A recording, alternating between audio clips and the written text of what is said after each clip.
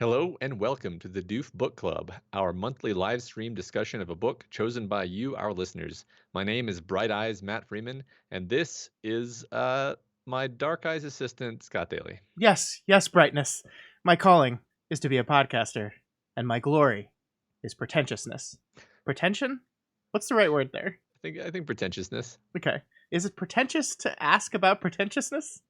definitely.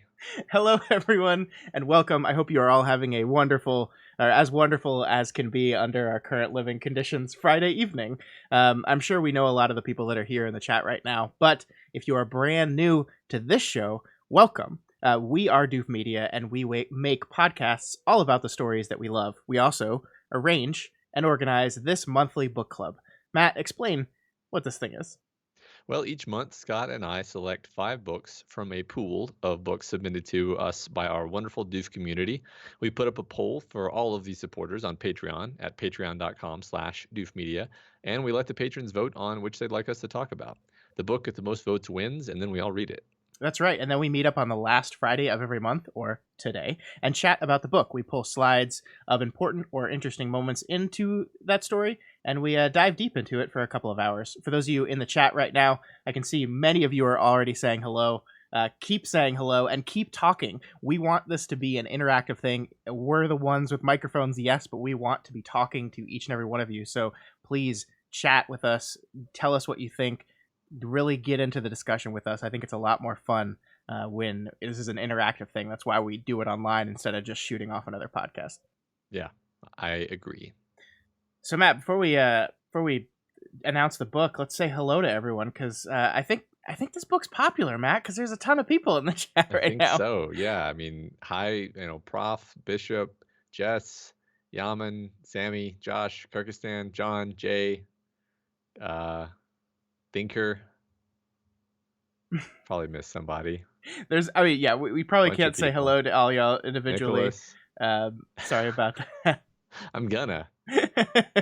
Oh, you're gonna go David. for it? All right, go for it, man. Go for it. We got some first time people here. That's awesome. All right. So as y'all continue to say hello, let's talk about the book, Matt. Ryan. Okay. All What's the right. book, Matt? This month, our patrons voted to read The Way of Kings by Brandon Sanderson.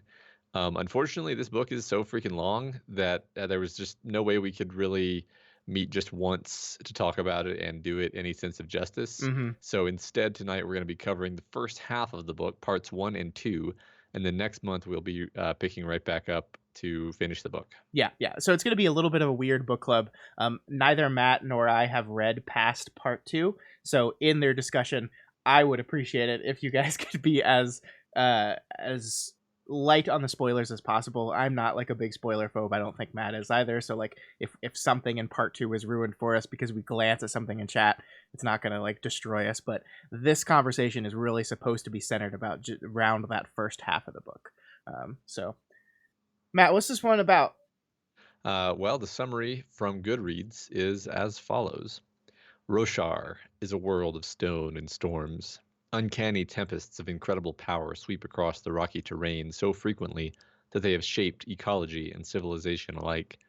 Animals hide in shells, trees pull in branches, and grass retracts into the soilless ground. Cities are built only where the topography offers shelter. It has been centuries since the fall of the 10 consecrated orders known as the Knights Radiant, but their shard blades and shard plate remain, mystical swords and suits of armor that transform ordinary men into near invincible warriors. Wars were fought for them and won by them. One such war rages on the shattered plains. There, Caladin has been reduced to slavery. In a war that makes no sense, where 10 armies fight separately against a single foe, he struggles to save his men and to fathom the leaders who consider them expendable. Bright Lord Dalinar Kholin commands one of those other armies. Like his brother, the late king, he is fascinated by an ancient text called the Way of Kings. Troubled by visions of ancient times and the Knights Radiant, he has begun to doubt his own sanity. Across the ocean, an untrained young woman named Shallan seeks to train under an eminent scholar and notorious heretic, Dalinar's niece, Jasna. Though she genuinely loves learning, Shallan's motives are less than pure.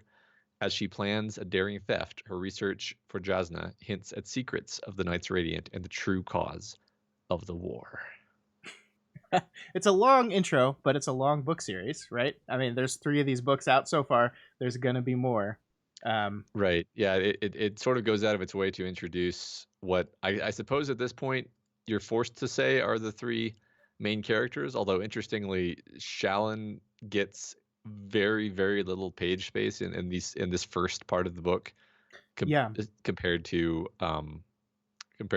Caladin, certainly compared to Dalinar as well. I think. yeah. She kind of disappears after part 1, right? Like she accomplishes her early objectives in part 1, and then the book kind of leaves her behind. And of course, I think we'll be seeing her again in this latter half of the book. But yeah, I pulled a few slides for her, but it is interesting that she disappears for such a big part of this first book. But um, all right, let's talk before we get into the details. Let's talk about the book overall. And while Matt and I are talking about what we thought of it, we want you guys to be telling us what you thought of it. So I think we have a lot of people in here that have read these books multiple times before, are very aware of them. So feel free to tell me why you like this book and maybe specifically this first part of this book so much. But I really also want to hear from those of y'all if this is the first time you've read this book, if you read it only for the book club or only just recently and just happened to be here because of that.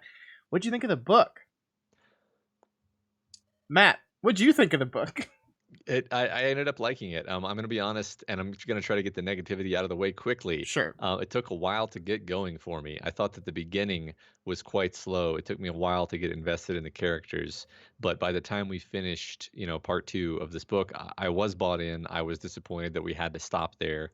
I was bought in on Dalinar, on Caladin. I think that Shallan had such a short bit of story that I'm like I don't really know her yet. But I'm really interested to find out what happens. Like I kind of am now getting a sense of what direction the story is going in, and I'm like, okay, I get what's going on now. It Mm-hmm, took a while to mm-hmm. get there, but I get what's going on, and I'm excited to see what happens next. And overall, like I think it's gonna be such a big sprawling story that I feel like Sanderson felt the need to kind of spend a lot of time setting the chess pieces on the board, Yeah, yeah. and I think that's probably going to end up paying off in the end. So yeah, what did you think about it? Yeah, I'm pretty much in agreement with you there. The beginning of this book was a struggle for me. It really was. I think multiple times during the course of the week or so I read this first half, I was messaging you like, man, I'm having trouble. I'm Yeah. having trouble getting the beginning is it's slow, it's doing a lot of work, and it's one of those things where I think if we had had the bandwidth or the time to read through it multiple times, then I would have enjoyed the beginning a lot more on my second read through. I found just going through and reading certain passages in preparation for the show and pulling slides, once I understood things, like once I understood more about the world, the prelude read much easier for me. Once I understood more about the societies in the world, the first prologue read a lot easier for me. But on a first read, Sanderson is just throwing a lot of stuff at you. It's a big world. There are a lot of different systems in the world, and he kind of just launches you into the deep end a little bit. And by the end of the second section, I finally got it. I understood the characters. I was hooked into the characters enough that the parts of the world I didn't quite understand yet weren't enough to make me feel constantly confused. Yeah. Yeah, I mean, I think we can talk about each of the. I mean, as we go through the slides today, we certainly are going to talk about each of the characters in detail. But there were definitely a couple of chapters or more with each of them where I was like, I just don't know where we're going with this character. Sure, And sure. then eventually you're like, oh, like okay, this is interesting. I care about this person now, and I'm excited to see where their arc takes them. Hmm. Yeah. Um, So, oh gosh, we have a ton of people in chat here, yes. Matt. This is gonna be very difficult to keep up with y'all, but please keep going. Yeah, Um, Kyrgyzstan says, "Are we talking about the prelude, the prologue, or the second prologue? What about elevensies? ugh, Tea, supper." yeah, yeah. I feel Yeah, that. I feel that. I sort of hate prologues. I thought I hate prologues too. I think most books would be improved if they just removed them entirely. Actually, I don't know if I can even think of any exceptions. Let's see. let's see. Yeah, I see at least one person. I think John said it took them 6 months to get through the first 100 pages of the book the first time. So there's some commiseration with That the beginning being a bit slow. and John says it's one of their favorite books now, so that makes me feel better because that makes me feel a lot more excited about it. And it's this really weird, interesting thing where we've stopped at a point in the book where I think we've kind of started to see how the pieces of the plot are going to eventually move towards each other a little bit, right? Like we have all our main characters, and we understand by the end of the second part how they relate to each other, and how those like the story could move to eventually have them bump into each other. I don't know if that's going Yeah. to happen, but like I can see that, and that gives me such a more firm grasp on the story to where I'm like, okay, I got this now. I got Yeah. this. I don't know. I feel a bit embarrassed to admit how long it took me to realize that Kaladin's um that Caladin was basically in those same war camps as Dalinar. Like it took me a minute to figure that out. Yeah, I don't know if it took me that long to figure that out. What took me a long time to figure out was that Shallan's the person she's trying to mentor with is related to Dalinar. Yeah. That took me far too long. That took me until like I think the end of the section where they're talking via the like radio pen. That I was like, oh, that's the person. Oh, that was my embarrassing moment. I think I might have had a slightly easier time with that because my brain just like remembered her name from audiobook because I do the audiobook as I always did, and I was like, oh yeah, I recognize her name. So that's yeah. So J Maniac in chat says that Sanderson does say that read Stormlight after you trust me for this very reason, which makes sense. That makes sense a lot. Yeah, and we try to have a lot of charity toward the books that we read, and assume that if the author is doing something that doesn't seem to be working, that he's doing it for a reason. Yeah. And so we try to have that stance. I mean, I'm just being honest that I did struggle. I wasn't invested for quite a while, but I was. And it's kind of I think it's like there was not like a clear moment for me that I said, oh, I like this now. I think it was like a creeping like realization where like the first 100 or so pages took 4 days for me to read, and then the last 300 took like 2. Yeah, I agree. Jay asks if we think that reading Mistborn helped us through the book, and I would say yes, because Mistborn, I had a very similar experience where at the beginning I was actually like, I don't like Vin. I think Kelsier is like too badass in a way that is grating to me. But then eventually, especially by the end of the series, I completely turned around and I was like, okay, yeah, he's earned my trust now. I should have given him the trust the whole time. Yeah.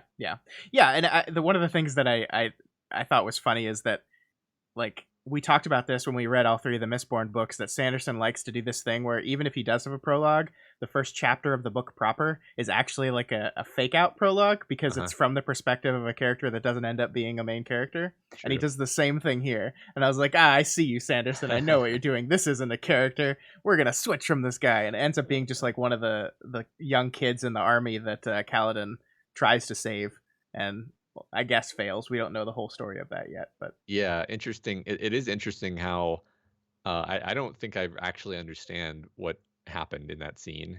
I mean, I don't think we're supposed to yet. Like, I think Kaladin's like his thing with Bright Lord. I forgot his name, but that thing is still like he's still not revealed that fully to anyone, including us. So okay, good. But glad I'm not the only one. Yeah, I mean, I am glad to see in the chat many of you are echoing the same sentiments that we had, or at least acknowledging that those sentiments are things that many people feel, and that makes me feel better. Like I've heard so much about the story. I think like a lot of our patrons have been talking about these books for a while and wanting us to read them, and those first 100 pages I was like, oh no, I'm gonna have to get on a show and talk for 2 hours and I don't like this thing at all. Shit. I had the same feeling. But I think we're gonna have a good conversation though. I think we are too. All right, speaking of that conversation, let's get into it, and let's start at the beginning with the prelude, the first prologue. All right, so here's the prelude to the Stormlight Archive. And on a second read, I think this bit makes a lot more sense than the first read. So much more sense. So we see the herald surviving the desolation, or a desolation, and choosing to abandon the world and their responsibilities. But we kind of have no idea what any of this means. Nope. You know what's funny, Scott, is I forgot this part of the book existed Cool. until I saw this slide. Calic rounded a rocky stone ridge and stumbled to a stop before the body of a dying thunderclast.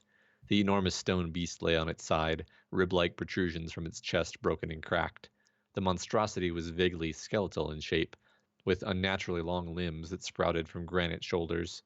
The eyes were deep red spots on the arrowhead face, as if it created by a fire burning deep within the stone. They faded. Even after all these centuries, seeing a thunderclass up close made Calic shiver. The beast's hand was as long as a man was tall. He'd been killed by hands like those before, and it hadn't been pleasant. Of course, dying rarely was. He rounded the creature, picking his way more carefully across the battlefield. The plain was a place of misshapen stone and rock, natural pillars rising around him, bodies littering the ground. Few plants lived here. The stone ridges and mounds bore numerous scars. Some were shattered, blasted out sections where surge binders had fought. Less frequently, he passed cracked, oddly shaped hollows where thunderclass had ripped themselves free of the stone to join the fray. Many of the bodies around him were human, many were not. Blood mixed, red, orange, violet. Though none of the bodies around him stirred, an indistinct haze of sounds hung in the air. Moans of pain, cries of grief. They did not seem like the sounds of victory. Smoke curled from the occasional patches of growth or heaps of burning corpses. Even some sections of rock smoldered. The Dustbringers had done their work well. But I survived, Calic thought, hand to breast as he hastened to the meeting place. I actually survived this time. That was dangerous. When he died, he was sent back, no choice. When he survived the desolation, he was supposed to go back as well.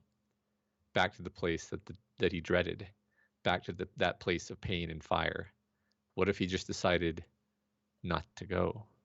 Perilous thoughts, perhaps traitorous thoughts. He hastened on his way. Whew! That's a lot of words that I don't know. Yeah, I mean, but I think maybe it's just because I've read so much fantasy, but like, I think I can piece it together, right? Like, there's these ancient. This is thousands of years in the past. This is this ancient order of knights who are like super duper supernatural. And they all decide to abandon their calling to protect the world because Yeah. it just sucks too bad. It's just too hard, too painful. They can't do it anymore. And then in some sense we can assume the status quo of the world as it is in the present of the book is because they abandoned their posts, perhaps. Yeah, and we kind of see piecemeal throughout the rest of the book as people reference the heralds and the radiance. We kind of learn what the mythology of this event has turned into, which is at least partially accurate. Like they say that the heralds abandoned them, and then the radiance, who the heralds are like, oh, we can leave because the radiance are still here. The radiance betrayed everyone. I think that's probably not going to end up being entirely accurate, but that is what the mythology of the world has taught people. Yeah. And so, you know, we've got this idea of like thunderclasts and voidbringers and just like monstrosities sort of trying to constantly attack people. Sure. And so everyone requires this kind of protection. Yeah, and we see their swords and their armor. It doesn't go into detail about it, but we kind of see where the special armor and swords come from later on. I don't know what a Dustbringer is, but I could make a guess. Uh-huh.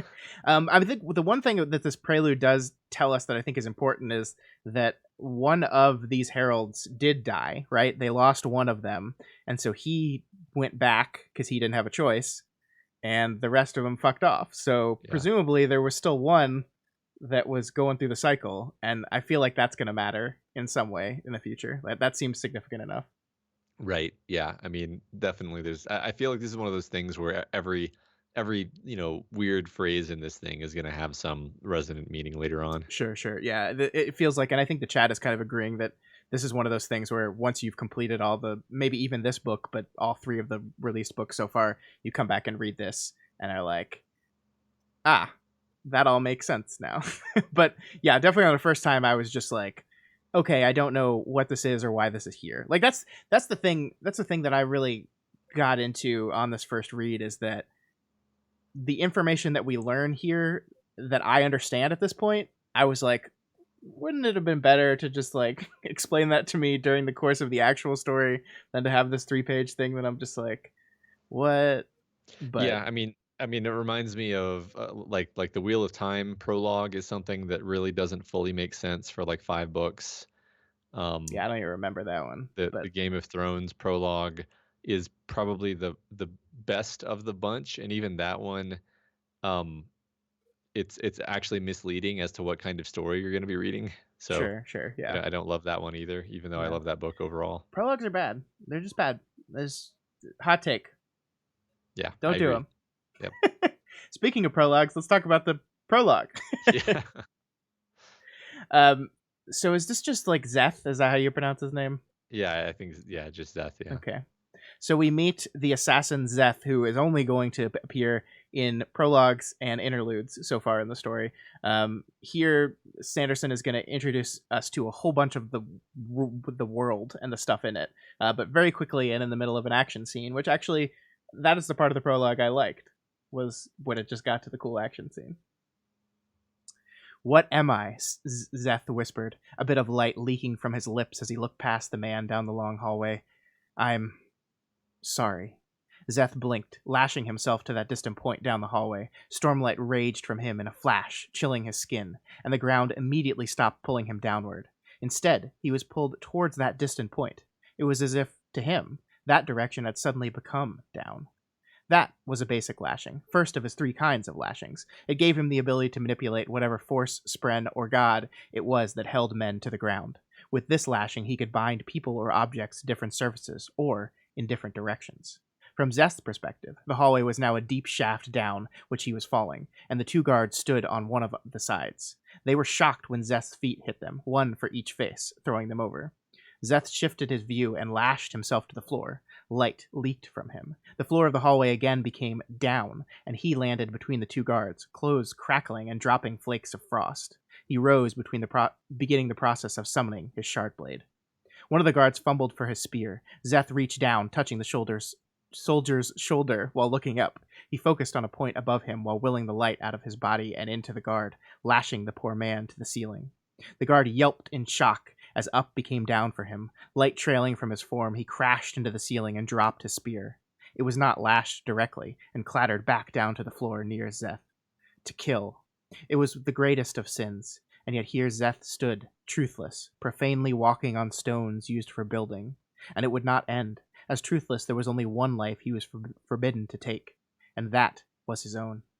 At the 10th beat of his heart, his shard blade dropped into his waiting hand. It formed as if condensing from mist, water beating along the metal length. His shard blade was long and thin, edged on both sides, smaller than most. Zeth swept it out, carving in a line in the stone floor and passing through the second guard's neck. Well, so I mean, the thing that I wanted to talk to you about this, Matt, is this is in a prologue, and this is so much of the magic systems of the world kind of very quickly defined for us. Yeah, it's Um, interesting because this guy seems to be able to do stuff that not only can most people not do, but I don't even know if people like Dalinar are aware that people like Zeth exist. Am I wrong? I believe that to be true. I believe that the idea of the lashing type of magic system is not something that I think most people know about. I think Yeah. there's a section in this prologue where the guards don't know what to make of Zeth until they see the shard blade. Yeah. And then that's when they freak out because that's something they recognize. Right. The stormlight magic he's using here is not something they seem to recognize. Right. So I don't know how many people in this world are aware of this. And I think we'll see later strong hints that Caladin has a similar type of magic or a similar ability to like pull stormlight from Yeah. the money, and like this uncanny luck that he has that isn't explained, Yeah. that it's probably going to tie into that same thing, but it doesn't seem to be something that is commonly known. No. Yeah. That was the impression that I got. I mean, and this honestly reminds me a lot of Mistborn Yeah, type yeah, type magic. And I think maybe that's pseudo intentional. Clearly intentional, right? The question is that because they literally are related in Sanderson's big universe. Yeah, Um, I guess it doesn't really matter. It's just interesting that he kind of uses the similar tricks. it is, and like that's one of the things I was very conscious of the entire time I was reading this, is that this is part of Sanderson's Cosmere, and I don't really know what that means yet, except for they all take place within the same universe. But I'm like looking at for things to match back to Mistborn without Mhm. really understanding how all this works at all. Yeah. So like when the shard blade condensed from mist, I'm like, oh, mist, eh? And Uh-huh. I don't know if that actually means anything, but like every time I saw the word mist, I was like, interesting. What about metal? Yeah. What are you doing with metal Right. in this world? Yeah. It's interesting because they don't seem to pay much attention to metal. What they do pay attention to is stone. Yeah. Yeah. Like in this text in particular, Zeth and his people, the Parshendi, um, seem to have a lot of opinions about stone. Mm-hmm. Mm-hmm. And uh, well, first of all, it's interesting because he's a Parshendi, right? No, he's a shin. I'm gonna get these wrong. Oh, is Where's he my not? book? Maybe he is. He's hired by the Parshendi. I don't think he Oh, was one. I thought he was Hold one, on. and Let that's me why pull they out. thought it was the Parshen. Well, okay. I don't know what a shin is. Shin is these people. They live on the way west coast. Okay, but That's I got out my map here. It's way here on the on the left. so he's not one of the red and black marble looking dudes. Correct. They Okay, they hired him to do this because of his whole stone dealy. then why do they think that the Parshendi killed the king? Uh, because they didn't they take credit for it. I don't He know. was definitely hired by the Parshendi. I thought he was hired by some third. Okay, whatever. Yeah, I'm pretty sure they took. I'm pretty sure that the Parshendi definitely hired him, because he says that the very beginning of the prologue is like he's looking at the Parshendi camp of people and saying, "These are my masters. These are the ones that hired Okay. me to do this." And they wanted. I mean, they wanted it to be known that it was them for some mysterious reason we don't understand yet. Okay. Yeah, everyone in chat is agreeing All with right. that. Well, Yes. I did the audiobook, so I couldn't actually see the words on the page, and thus I couldn't tell that he wasn't Parshendi. Yeah, he's like That's bullshit. truthless is from Shinovar, the Shin people, and we have a very quick interlude from them in the second part that I honestly just don't know what to do with it all yet, because I Uh-huh. don't really understand it yet. Yeah. So, Um, but yeah, I cool. mean, like here we have the lashing. We get told what the shard blades are and how they work, how they cut through physical objects and then just like kill any organic material, but don't actually rip it apart. You know. Hmm. We got we learn about the armor as well. We actually see the king who ends up being Dalinar's brother die, and we see the words that are written, and we see that whole scene play out. And that this is basically the inciting incident of the book, kind of, sort of. Um, Yeah. It's interesting because at the time, I don't think we have any real inkling that the people of that culture, the men don't write, and so it's really weird that yeah, the yeah, assassin would write the message in the king's blood. yeah. Um, That's one of those like quirks of the world that is revealed to you a little bit later on. And the thing that I appreciate about that is Sanderson does come back to that and kind of remind you of that fact, right? yeah, That yeah, like I think that is I think when the book started working for me is when not only was the stuff in these first parts making sense, but Sanderson was taking the time to like at least like say, hey, this is a thing that you actually technically learned earlier, but here's it in the context of your understanding of the world now. yeah, yeah. I agree. He's pretty good at gradually building up your sense. So like even if you start out the book a bit confused and overwhelmed by the number of details, like for example, not being able to keep Parshendi and Shin straight because you don't have any real context for anchoring those things. Yeah, yeah. He eventually kind of comes back around and is like, all right, just let me rehash everything and use things in context, and eventually by the end of it, you're like, you're good. You got it all. Yeah. Yeah. It it's weird to me because setting stuff is so weird how my brain works. Like I just decide certain things, and unless I see something that specifically contradicts that, I'll just go on deciding that. Like for the longest time, I thought the Shattered Plains was uh the Parshendi were on the west and the Alethi were on Hmm. the east, and it's literally the exact opposite. And Hmm. the book eventually just like tells you it's the exact opposite, and it still like took me forever to get my mental image of that map out of my head. That's interesting. I don't think I even formed a mental map, honestly. I think I just saw them as being fighting. Yeah. Um, So it, I mean, what do you think? Like, we talked about the lashing a little bit. What do you think of the shard blade and the armor and that element of the story? I mean, I think this is cool. It's sort of a low key weapon of mass destruction where people it's like this invulnerable weapon that can change hands if you can somehow manage to defeat the bearer, Mm-hmm. but it's incredibly hard to do so, and it creates this culture of warfare.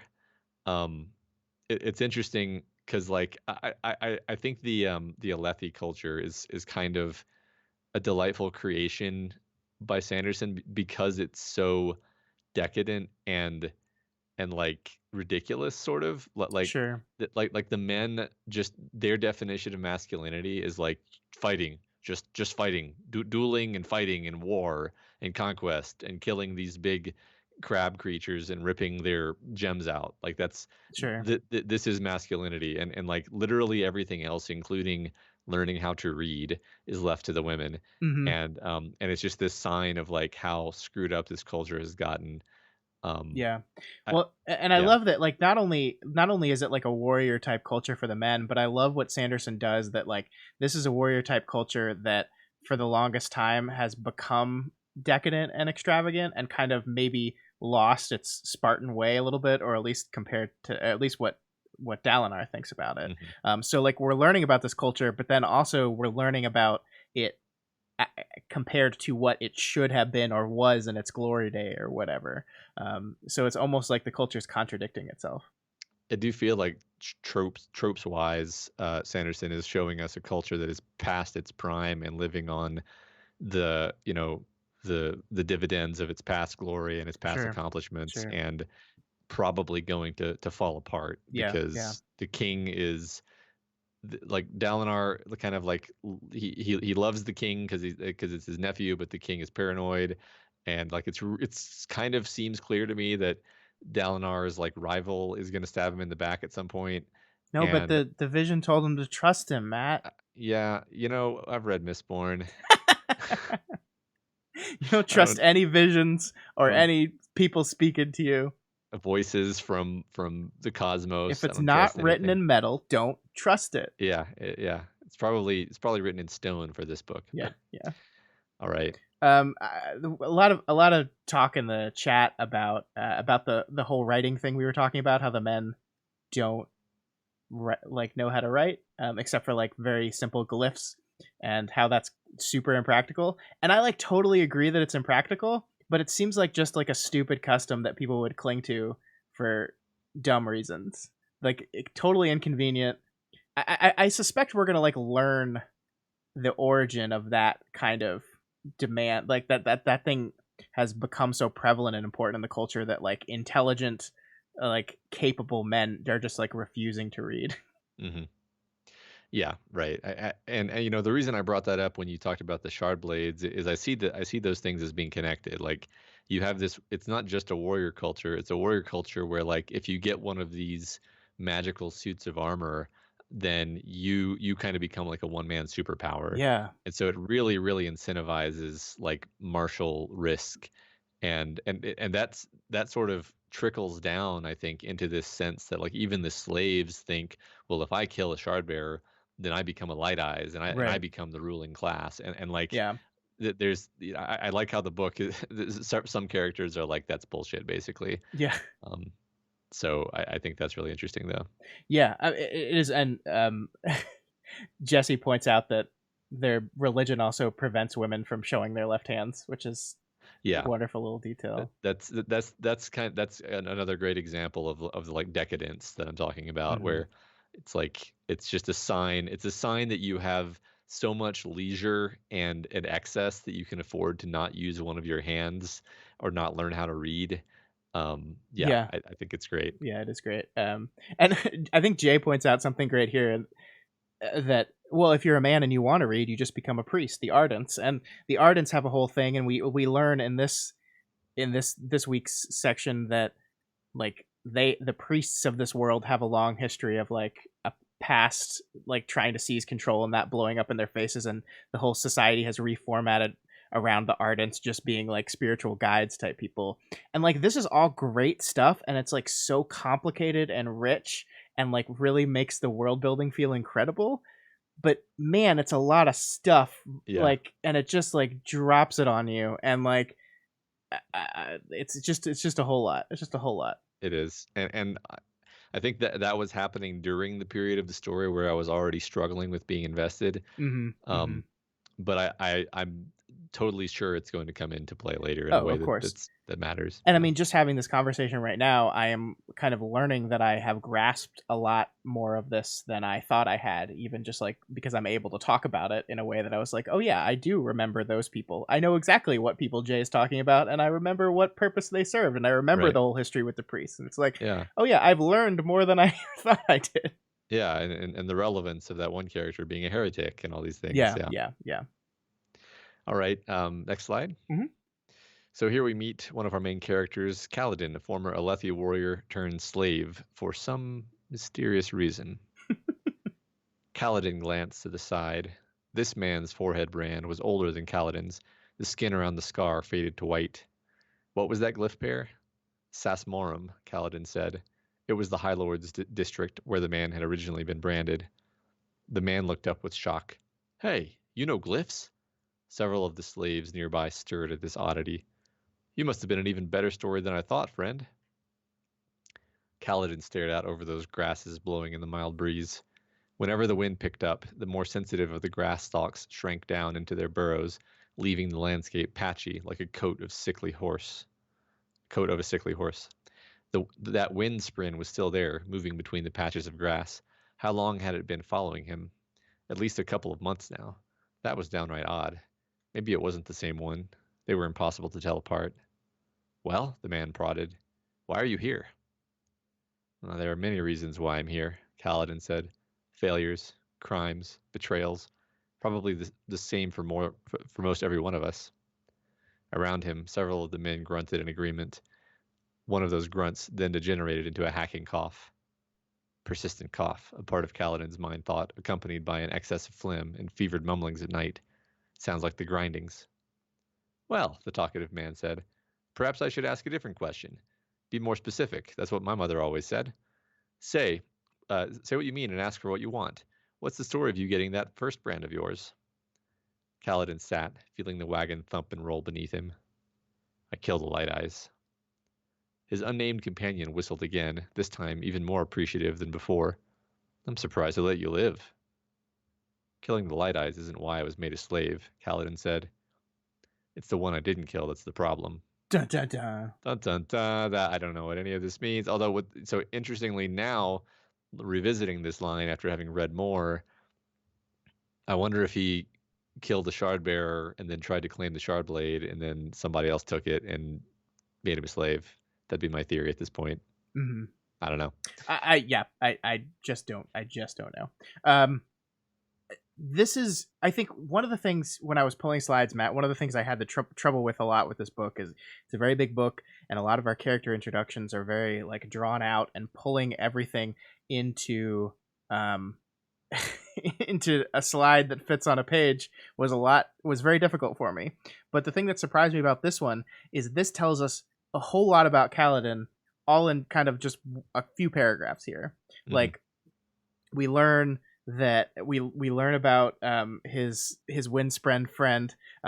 We learn about what he like his distrust in the Light Eyes, and like we already know he was a former warrior, and now we've seen him here in the slave camp, so we kind of guess with that. We have these thoughts about the sickness and how to treat the person, so we kind of that's laying the seeds for his history in medicine and why he knows all these things. We see a person that has kind of totally given up at this point. This is, I think, very efficient economy of storytelling here, where we just learn a whole lot about this character very quickly, and it pays off later. And that's why in the early parts of the book, Caladin, much more than Shallan, was the character I was able to like grasp onto to carry me through the early part of the book. Yeah, definitely. And I think he's probably just the most straightforward, like, okay, this is the protagonist if we had to Mm-hmm. choose one. Sure, sure, Uh, sure. People in the chat are arguing about what color Syl is, the Windspren. I mean, wind is blue, Yeah, like, it's so blue. she's blue. It's Yeah. definitely blue. No, but I think the implication in this argument is that Sanderson never actually tells us what color he is. That certainly can't be true. There I definitely mean, has to have been a color. yeah, I don't actually remember. But yeah, there is a lot in here. You know, this idea that he's an you know, we start getting primed on this idea that he's an upper lower middle class, just like the Simpson family.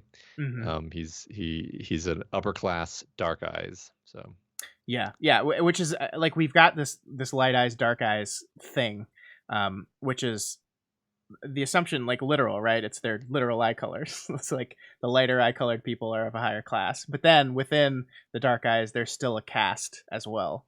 I forgot what the word was for that. Someone in I, chat will probably tell me. I thought it was Don. You might Um, be right. Yeah. which that stuck in my head because that's the word for belt rankings in Earth martial arts. But Oh, interesting. Yeah. yeah, it is Don. There you go. Um, See, but this is why doing this in a stream is great, because whenever you and I are like, I don't know, boom, yeah, there's someone right there. Thank you, Kyrgyzstan. Yeah. So, how do you feel about Caladin here? like him.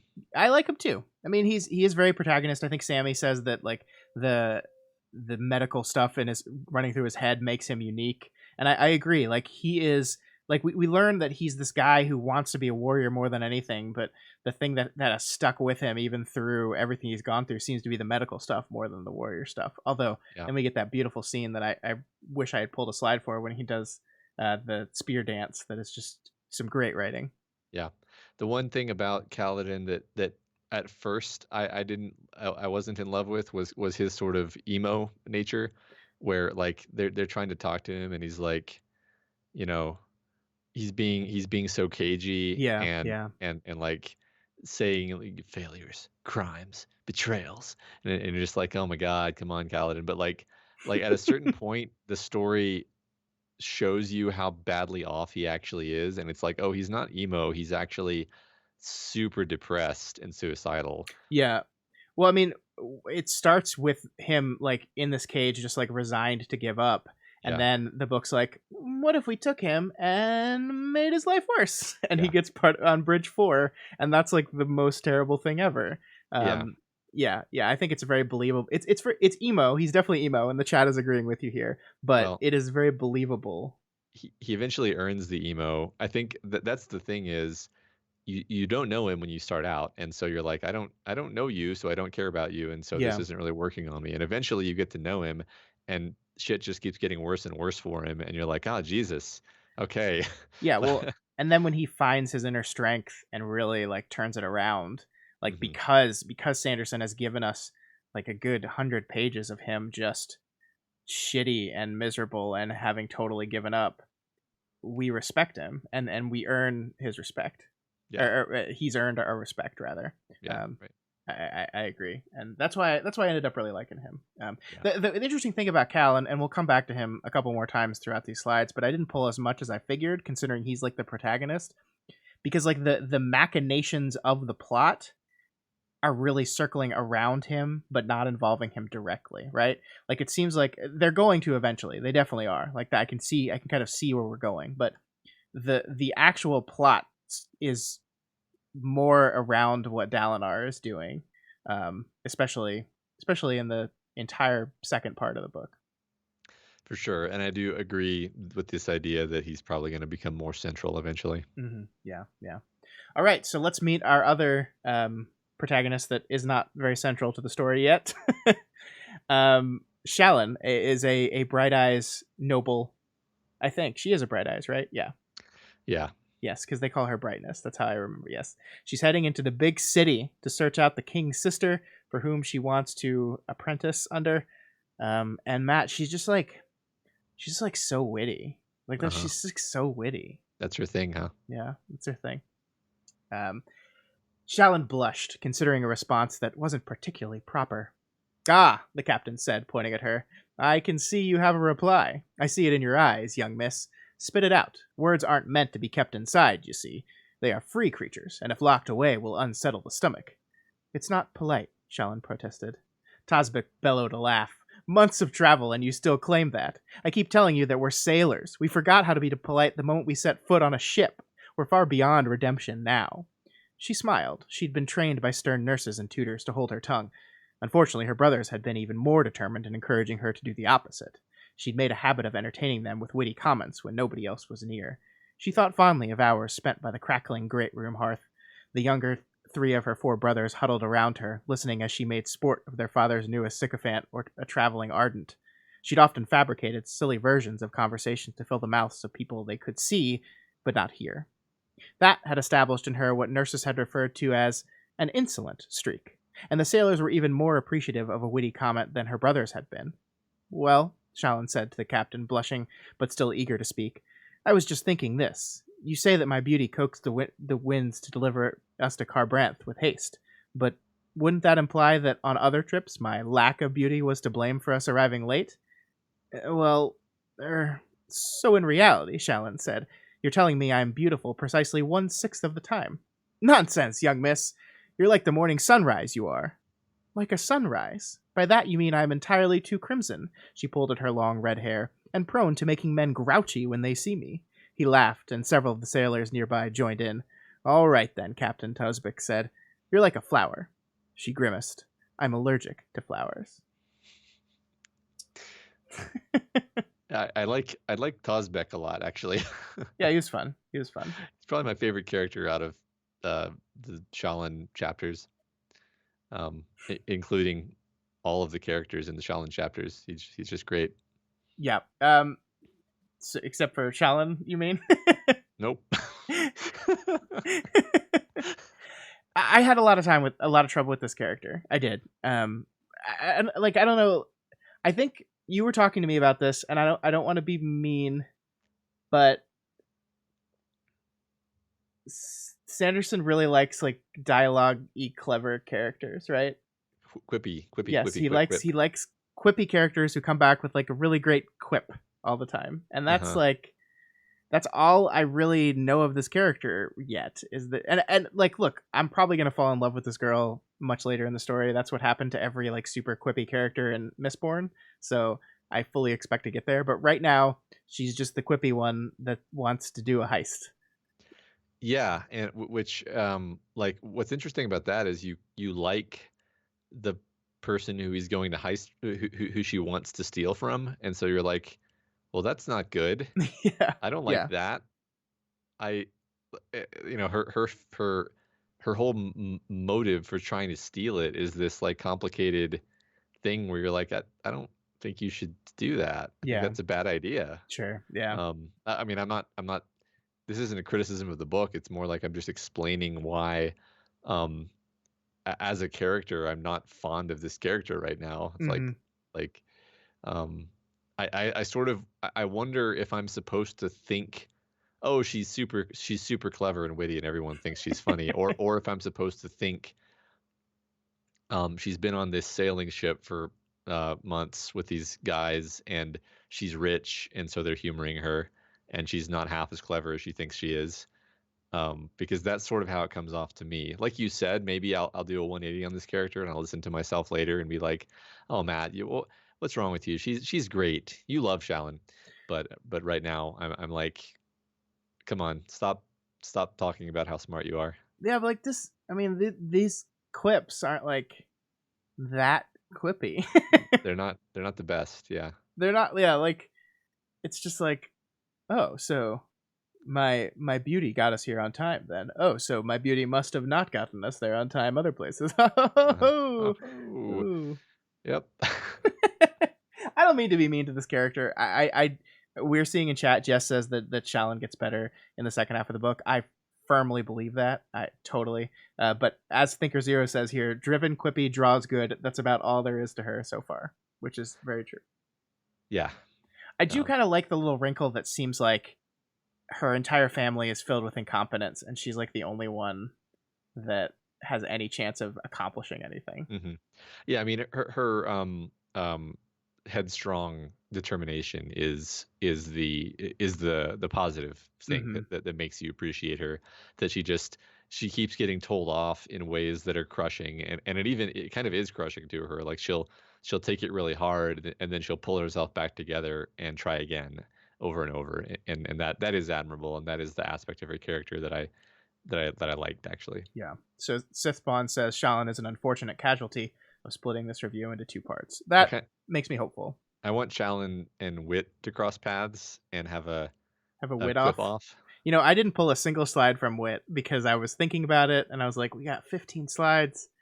Do I want to just pull a slide of this character being funny? I was like, nah.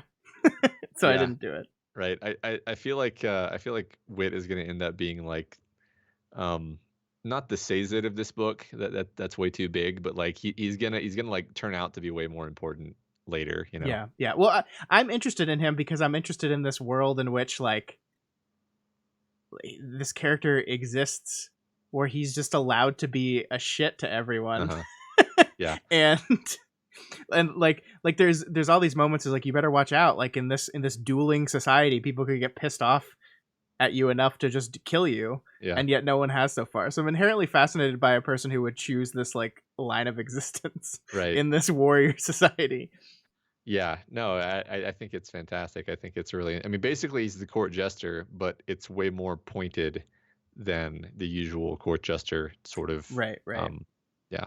Well, and like the court gesture is like basically like I always felt like the court gesture is like serving at the whims of the king though, and Mhm. like still towing a line. Yeah. And he seems to specifically go over the line. And I will say, to Sanderson's credit, some of the jokes that Wit makes are very clever and funny. Like Yes. I did appreciate them. I did like Wit. That's why I want Yeah, them to cross paths. yeah. Maybe they will. Maybe they will. So anyway, let's move on to the next slide where I basically there's 3 Shallan slides in a row, and then we move on from her and never see her again this month. So here's Okay. number 2. Number 2, Shallan slide. So yeah, here we learn more about Shallan besides the fact that she's super witty. She's also going to do a heist. Her family, House Devar, had prospered in recent years, coming out of obscurity. This had primarily been because of her father's skill in politics. He had been hated by many, but his ruthlessness had carried him far. So had the wealth lent by the discovery of several important new marble deposits on Devar lands. Shallan had never known enough to be suspicious of that wealth's origins. Every time the family had exhausted one of its quarries, her father had gone out with his surveyor and discovered a new one. Only after interrogating the surveyor had Shallan and her brothers discovered the truth. Her father, using his forbidden soulcaster, had been creating new deposits at a careful rate. Not enough to be suspicious, just enough to give him the money he needed to further his political goals. Nobody knew where he'd gotten the fabrial, which she now carried in her safe pouch. It was unusable, damaged in the same disastrous evening that her father had died. Don't think about that, she told herself forcefully. They'd had a jeweler repair the broken soulcaster, but it no longer worked. Their house steward, one of her father's close confidants, an advisor named Lush, had been trained to use the device, and he could no longer make it function. Her father's debts and promises were outrageous. Their choices were limited. Her family had some time, perhaps as long as a year, before the missed payments became egregious, and before her father's absence became obvious. For once, her family's isolated backcountry estates were an advantage, providing a reason that communications were being delayed.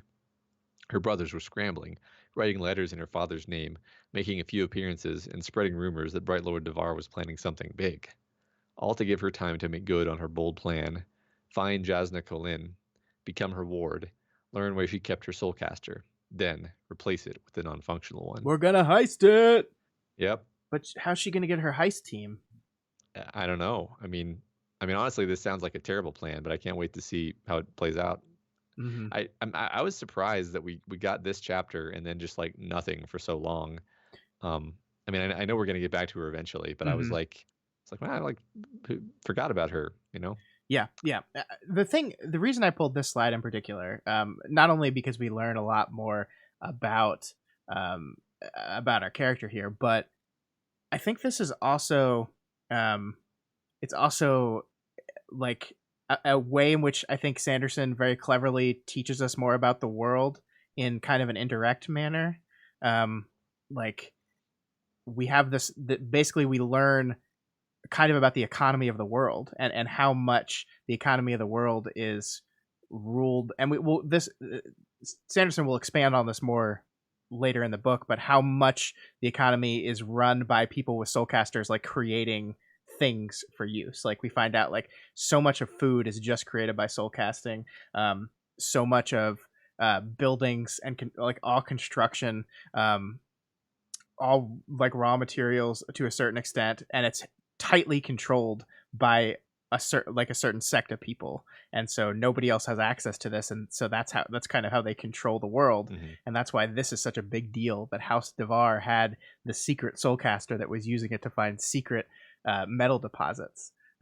It's a really interesting like twist on the whole. Like again, Sanderson has really fleshed this world out so much where he's like the economy is well thought out and defined.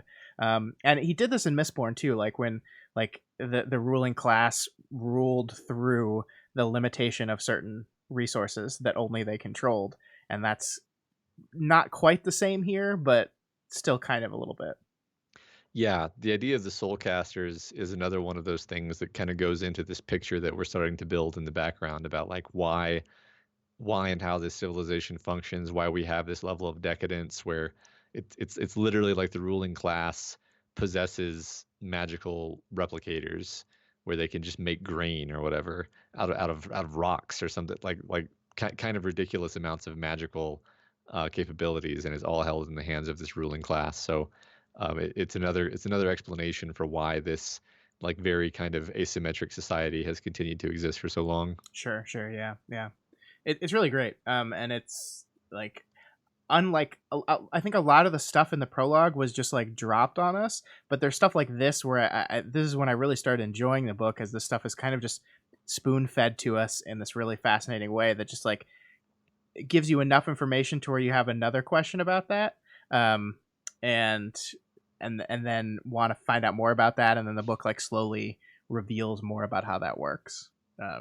Because we don't even know what a Fabrial is. Like we kind of through context understand what it is, but we don't know the full scope of it yet. Either that it's a device that can do this very rare thing, soul casting, like we see Jasna like does it, and she's shocked to see it in person, like because it's such a rare thing. It's just good world building. Like that's, I think most of the conversation this month is going to be about the world building, because that's so much of what the first part of this book is about. Yeah, I agree. People in the chat are continuing to comment on pronunciation, and I have one response, which is, if you want your character to be called Yasna, spell it with a Y. Yeah, these are made up words. Yeah. I don't know. You have access to all the letters of the English language. If you want me to say Shallan, spell it Shallan. That is all. You may continue, Scott. That's Matt, you're great. All right, so this is our final bit of Shallan content this month.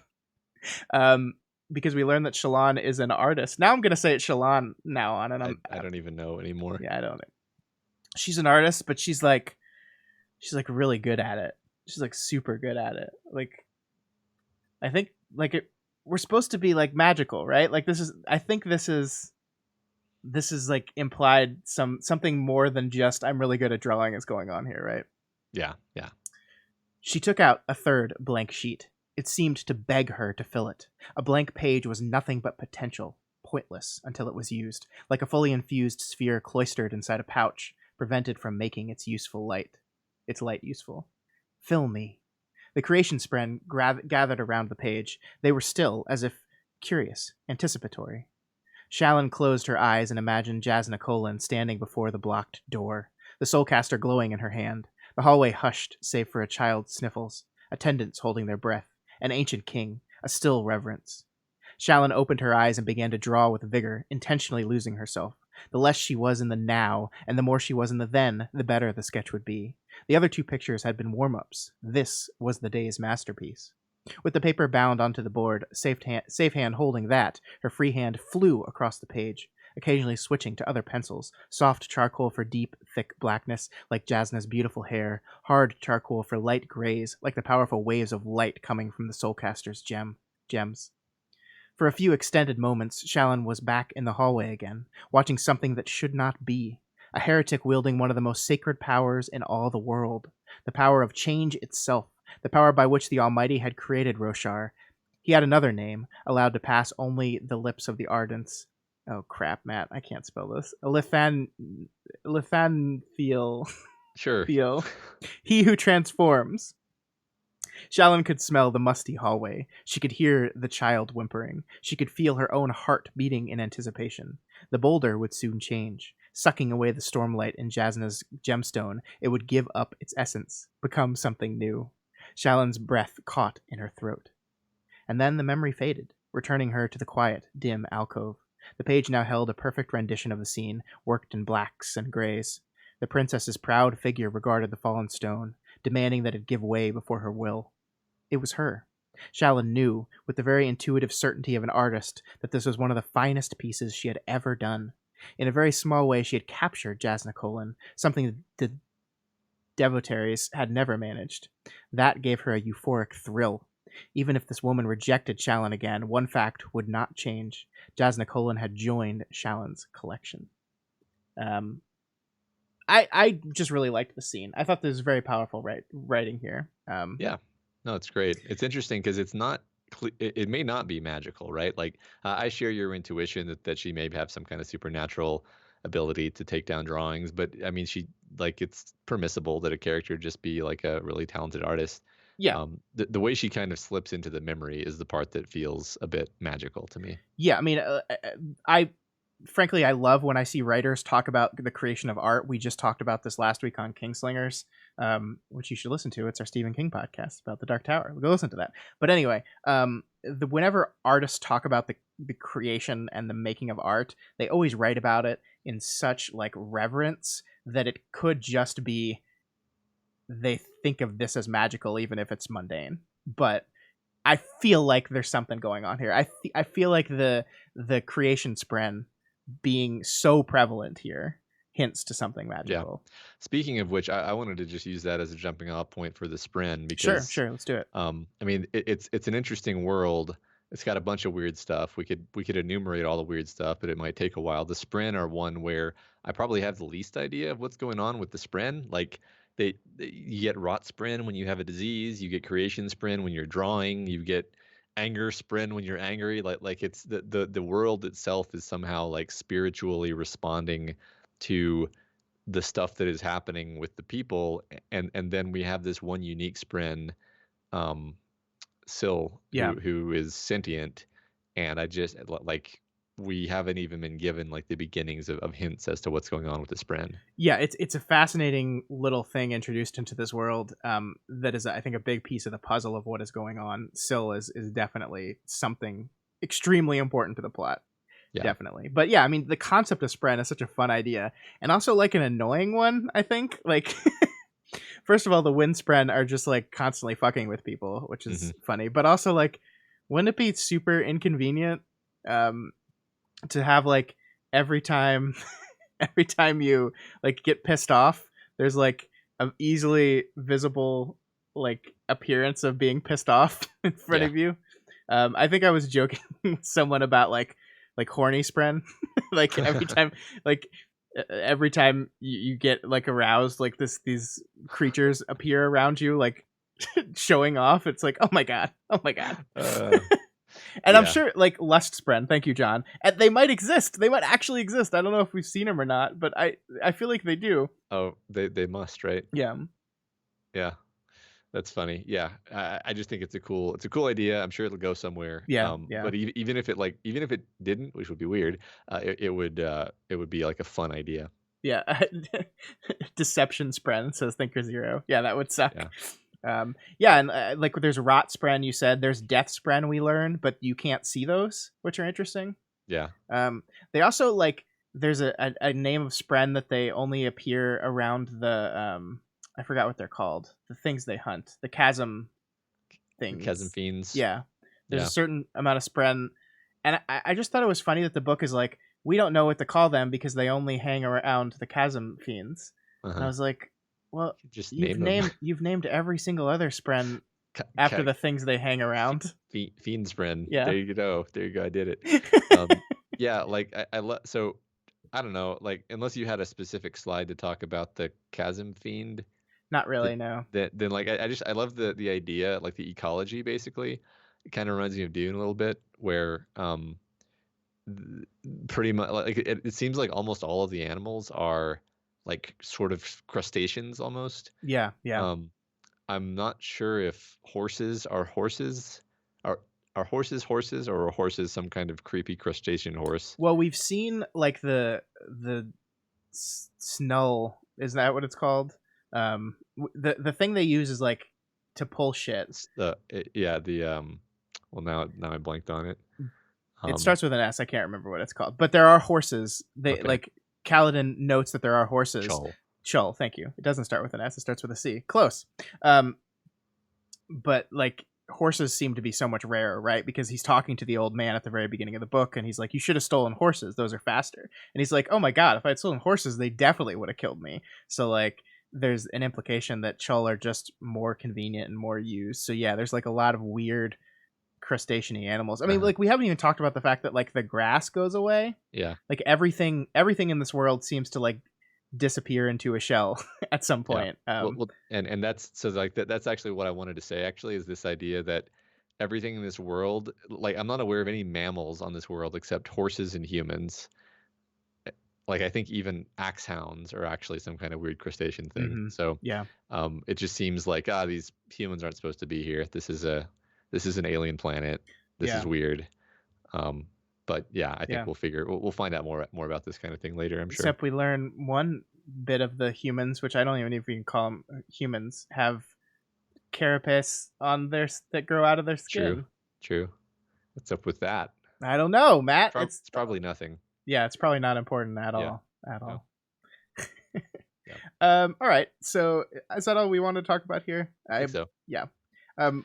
Shallan, I didn't pull the slide for it, but she successfully gets her way, right? Yep. Eventually. And then we just leave her behind and say goodbye forever. She's super persistent. Yeah. And then we move on to part 2. And we meet Adolin and his father Dalinar, High Prince and brother to the assassinated king. And it introduces these two and also the concept of the visions. Mm-hmm. Adolin took another drink, listening to the king talk about his excitement for the hunt. Only one shardbearer in the procession, indeed only one shardbearer in the entirety of the 10 armies, used no paint or ornamentations on his plate. Dalinar Kholin, Adolin's father, preferred to leave his armor its natural slate gray color. Dalinar rode beside the king, his face somber. He rode with his helm tied to his saddle, exposing a square face topped by short black hair that had gone white at the temples. Few women had ever called Dalinar Kholin handsome. His nose was the wrong shape, his features blocky rather than delicate. It was the face of a warrior. He rode astride a massive black Rashadium horse, stallion, one of the largest horses that Adolin had ever seen, and while the king and Sadeas looked regal in their armor, somehow Dalinar managed to look like a soldier. To him, the plate was not an ornament. It was a tool. He never seemed to be surprised by the strength or speed the armor lent him. It was as if, for Dalinar Kholin, wearing his plate was his natural state. It was the times without were abnormal. Perhaps that was one reason he'd earned the reputation for being one of the greatest warriors and generals who ever lived. Adolin found himself wishing passionately that his father would do a little more these days to live up to that reputation. He's thinking about the visions, Adolin thought, regarding his father's distant expression and troubled eyes. It happened again last night, Adolin said softly to Renarin during the high storm. I know, Renarin said. His voice was measured, controlled. He always paused before he replied to a question, as if testing the words in his mind. Some women Adolin knew said Renarin's ways made them feel as if he were dissecting them with his mind. They'd shiver when they spoke of him, though Adolin had never found his younger brother the least bit discomforting. What do you think they mean? Adolin asked, speaking so quietly, so only Renarin could hear. Father's episodes. I don't know. It's magic. There's Woo! visions and magic, and Yeah. we meet Adolin, the hot-blooded, headstrong Playboy. playboy, kind of an asshole. Um, Yells at his dad, and Renarin, the more bookish, but Adolin wants to make him into a warrior because that's how this culture He's works. got his blood sickness. I mean, I say bookish, but he can't read, so Yeah, bookish. Yeah, that's funny. Glyphish. yeah. It's glyphish. I don't know how to feel about Adolin. Like, he doesn't get a lot. I mean, he's mostly just, like, angry. Uh-huh. He's like, really, the defining characteristics, at least in this part of the book, are pissed off / worried about his dad, and like really wants those ladies. Mm-hmm. My take on Adolin is that he is a perfect median sample of the nobility, basically. Like That's fair. Yeah. there is nothing remarkable about Adolin, and that's why he's a perfect character, because he's like, yeah, Got him. he perfectly encapsulates the ethos of this culture, where it's like the only important thing is defending your honor, winning duels, having shard plate, having a powerful house, protecting the honor of your house, and all of the scheming and games that everybody else partakes in. Yeah. Yeah. And Dalinar is the uncool dad who actually wants to live by honor and have a code and have ethics Yeah. and do the right thing. But we learned this is all relatively recently, right? That True. Dalinar has changed, because we learned that he was the one that came up with the strategy that they're now employing to fight this war. And he used to be pretty gung-ho about all this stuff, but because of the visions, or because of what happened to his brother, or because of what was written next to his brother's body, which we know wasn't actually written by him, he is changing, and his son is not cool with it. Yeah. Um, Yeah. Tringard, brings up the point that Adolin also wants the respect of his father, but his father doesn't care about any of that stuff anymore. yeah, so. it's like it's a really interesting dynamic, because like he's trying to be the person, he's trying to be his dad, but his dad is no longer that person anymore either. So like there's this natural conflict that erupts there, and it causes things to explode. But we'll see where it goes. I don't know. I think Adolin's getting himself in a world of hurt if his dad is really going to abdicate this shit to him. Yeah, but I really do love their father-son like conflict. Like to me, that's maybe like the most mature and interesting part of the story up to this point is their conflict and the kind of different directions those two characters are pointing. Yeah. Well, and I mean, I actually got pretty into the political intrigue of this part of the book, right? Where like we're seeing Dalinar and Adolin kind of try to navigate around the High Princes and that dynamic to hold on to power, or at least push things the way they want it to be. Yeah. People in the chat are talking about the idea that there's this idea of callings, like specific vocations. Yeah. We do have a slide on that coming up. Okay, all right. We'll hold on to that then. But yeah, to answer, Adolin's calling has been mentioned. Yeah. We do have some comments about. So first of all, the interludes that I did not pull anything from, and this is, I think, a victim of dividing this book in half and doing it this way, because like the part 1 interludes was just like cool. Like there's this still lake guy that I was like, okay. And then we meet one of Shallan's brothers, and I was like, sweet. And then we see Zeth again, as he's just getting like passed from person to person, and like I am totally convinced that this stuff is gonna matter, but right now I just don't have anything to do with it or say about it other than okay. Yeah, apparently Shallan's brother is like a future serial killer. Yeah. Yeah. All right, good to know. Yeah. And they are relatively short. Yeah. And one of the things we haven't talked about at all yet, Matt, that I think I've seen in chat is the little italicized parts at the beginning of chapters that I just have. I mean, this is a thing that Sanderson did in Mistborn, right? And they paid off in Mistborn in like a really interesting way. And I have no idea what any of them are right now. I have so no idea what's going on with those. In Mistborn, you could sort of usually be like, all right, yeah, I get it. I get what this probably is, and then at worst you're going to be surprised because you're going to be slightly wrong about that in a way Yeah. that Sanderson was misleading you. But this, I'm like, all right, there's like excerpts of a conversation. Well, and then there's like things people are saying moments before death, and you're That just too, like, that too. what? Okay, yeah, I mean, and none of them are really helping to like build to like paint a picture. And again, I'm sure it's something where when we go back through for a second time, eventually we're gonna be like, okay, yep, that was the thing. That was the thing 100%. they were Yeah. doing with the last words. Yep. Yeah. Yeah. But no, I don't know what they're doing with that yet. Nope. Nope. Um, Jess does say that one of the characters in the Pure Lake chapter is from Mistborn, which I did not pick up on that at all. Like Um, literally from Mistborn. I guess so. I don't know. Okay. Cosmere. It's weird. What?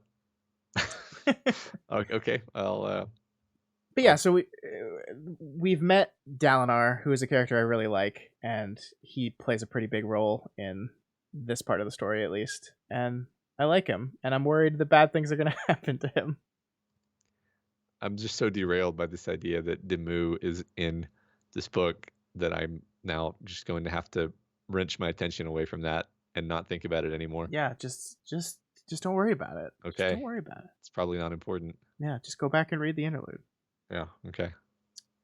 All right. So in this slide, we learn I didn't pull a slide of it, but this is after Caladin was saved from suicide by his magical Spren friend, and he's now found new strength and new motivation. And they talk about how Syl is a little bit different. I gave you a leaf, she said, a poisonous leaf. You could have used it to kill yourself or someone else. That's what you were probably planning to use it for in the first place, back at the wagons.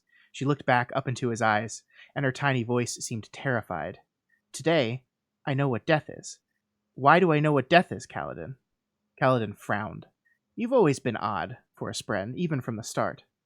From the very start? He hesitated, thinking back. No, the first few times she'd come, she'd acted like any other Windspren, playing pranks on him, sticking his shoe to the floor, then hiding.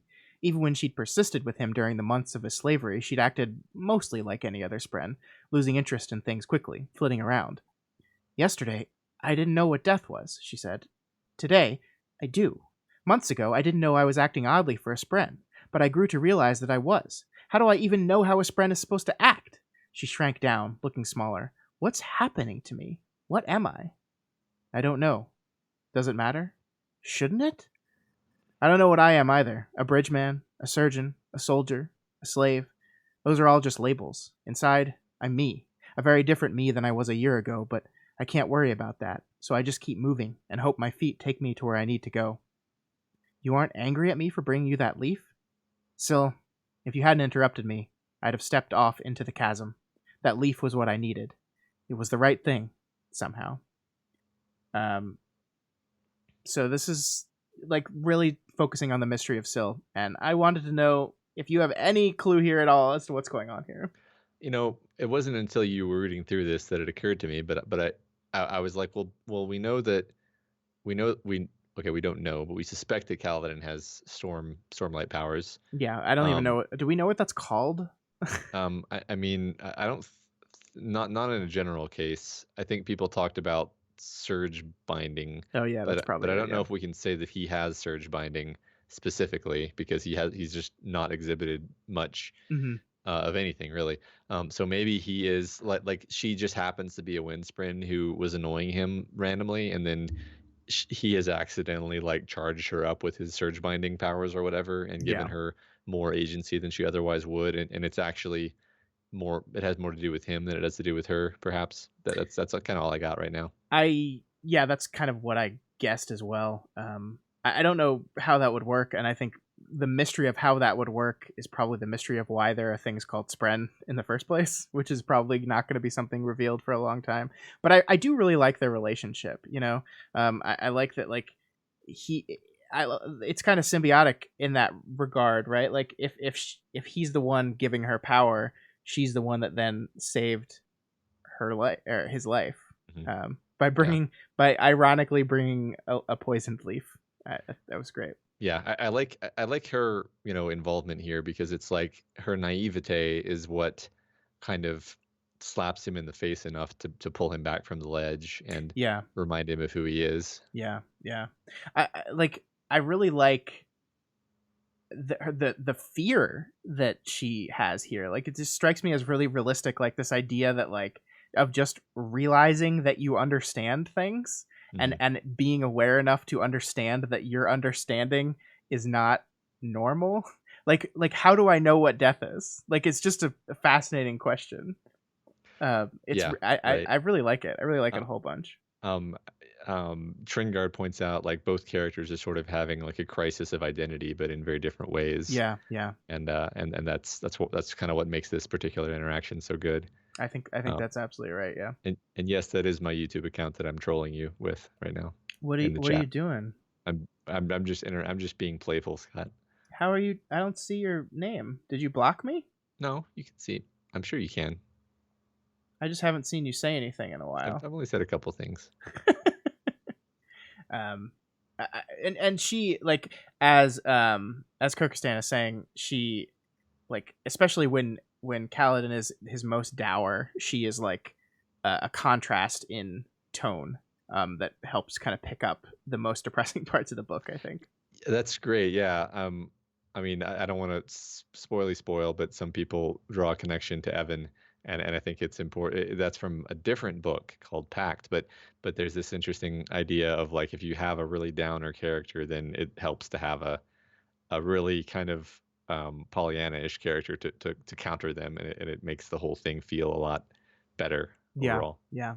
And plus, it leads to an interaction with the best character in the entire book, a man named Rock.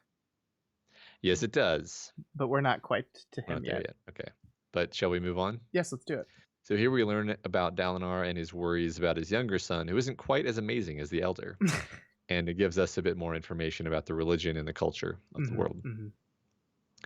Fighting is not the only thing of value a man can do. The Ardents were very specific about that. Yes, the highest calling of men was to join the battle in the afterlife to reclaim the Tranquiline Halls, but the Almighty accepted the excellence of any man or woman, regardless of what they did. You just did your best, picking a profession and an attribute that the Almighty to emulate. A calling and a glory, it was said. You worked hard at your profession, and you spent your life trying to live according to a single ideal. The Almighty would accept that, particularly if you were light-eyed. The better your blood as light eyes, the more innate glory you already had. Dalinar's calling was to be a leader, and his chosen glory was determination. He'd chosen both in his youth, though he now viewed them very differently than he once had. You are right, of course, father, Renarin said. I am not the first hero's son to be born without any talent for warfare. The others all got along. So shall I. Likely I will end up as a city lord of a small town, assuming I don't tuck myself away in the devotaries. The boy's eyes turned forward. I still think of him as the boy, Dalinar thought, even though he's now in his 20th year. Wit had been right. Dalinar underestimated Renarin. How would I react if I were forbidden to fight, kept back with the women and the merchants? Dalinar would have been bitter, particularly against Adolin. In fact, Dalinar had often been envious of Gavilar during their boyhood. Renarin, however, was Adolin's greatest supporter. He all but worshipped his elder brother, and he was brave enough to dash heedless into the middle of a battlefield where a nightmare creature was smashing spearmen and tossing aside shard-bearers. Dalinar cleared his throat. Perhaps it is time to again try training you in the sword. My blood weakness won't matter a bit if we get you into a set of plate and give you a blade, Dalinar said. The armor makes any man strong, and a shard blade is nearly as light as the air itself. And thus he doomed his son to die in battle. I am very worried about I this kid. I had the same reaction. No. You'll have this unbeatable plate and awesome sword. Yeah. Dead. Yeah. No, I mean that's exactly the kind of tragedy that needs to happen to Yeah. shatter Dalinar. Yeah, yeah. Um, I pulled this not only because I think that relationship is interesting, and I think the ways in which Dalinar is trying to make choices, and I think the interesting ways where I think the book is kind of prepping us to understand mistakes that he may or may not be making. But I really love the calling and the glory thing, right? It is almost like taking an RPG character creation system and making it textual in the world. And I think that's really fascinating. Yeah, I like that. Yeah. Like I remember when we played the Pact Fates game overall packed up, we like chose like they weren't called a calling and a glory, but it was kind of similar attributes, right? Like what is your main focus, and then like what is your glory? Yeah. What is It, your defining like yeah. trait? I liked it because it was like, what is sort of the internal trait that defines you, and then what is the trait that defines you that is externally visible. Mm-hmm. I'm I'm I'm mangling it, but it was something along those lines, and that reminds me of this actually. Like determination is internal, being a leader is external. Mm-hmm. Yeah, that's a good point. Yeah, and we do learn. We were talking about this a little earlier that that Adelin's calling is dueling, which like is almost antithetical to everything his father has now come to believe, right? That dueling is a waste of time. Like we keep getting this refrain over and over again that he has to bring the people together and stop this foolishness, the gamification of war kind of. And Yeah, yet it's his son has chosen this as his calling. right. It's so perfect. Dueling is such a perfect example of just like this dissipated, decadent lifestyle. Yeah, yeah. It's just silly Yeah. dueling. All right. Now let's meet my boy Rock. So this is, I mean, Caladin is basically throughout this part of the book has decided to that he's going to fight to exist and go on, and one of the ways which he's going to do that is he's going to whip his Bridge 4 unit into shape, and win them over. And he's trying so hard. Like I love all the moments of him like trudging back and forth across the field, holding on to the really heavy piece of wood, and probably like sapping his money for strength to survive doing that. Maybe. But the first guy he really wins over here is Rock. Caladin smiled, raising a hand and gripping the large man's arm. Thank you. Rock shrugged. You took my place. Without this thing, I would be dead. Caladin smirked at that logic. I'm not dead, Rock. You'd be fine. Rock shook his head. I'd be dead. Is something strange about you. All men can see it, even if they don't want to speak of this thing. I looked at Bridge where you were. Arrows hit all around you, beside your head, next to your hands, but they weren't hitting you. Luck is no such thing. Rock glanced at Caladin's shoulders. Besides, there is Mafaliki, who always follows you. The large horn-eater bowed his head reverently to Syl, then made a strange gesture with his hand, touching his shoulders and then his forehead. Caladin started. You can see her? He glanced at Syl. As a windspren, she could appear to those she wanted to, and that generally only meant Caladin. Syl seemed shocked. No, she hadn't appeared to Rock specifically. I am Alaiku, Rock said, shrugging, which means Rock scowled. Airsick lowlanders. Is there nothing properly you know? Anyway, you are special, man. Bridge 4. It lost 8 runners yesterday, counting the 3 wounded. I know, Caladin said. I broke my first promise. I said I wasn't going to lose a single one. Rock snorted. We are bridgemen. We die. Is how this thing works. You might as well promise to make the moons catch each other. The large man turned, pointed towards one of the other barracks. Of the bridges that were fired upon, most lost many men. 5 bridges fell. They lost over 20 men each, and needing soldiers to help get bridges back. Bridge 2 lost 11 men, and it wasn't even a focus of firing. He turned back to Caladin. Bridge 4 lost 8. 8 men, during one of the worst runs of the season. And, perhaps, you will save 2 of those. Bridge 4 lost fewest men of any bridge that Parshendi tried to drop. Bridge 4 never loses fewest men.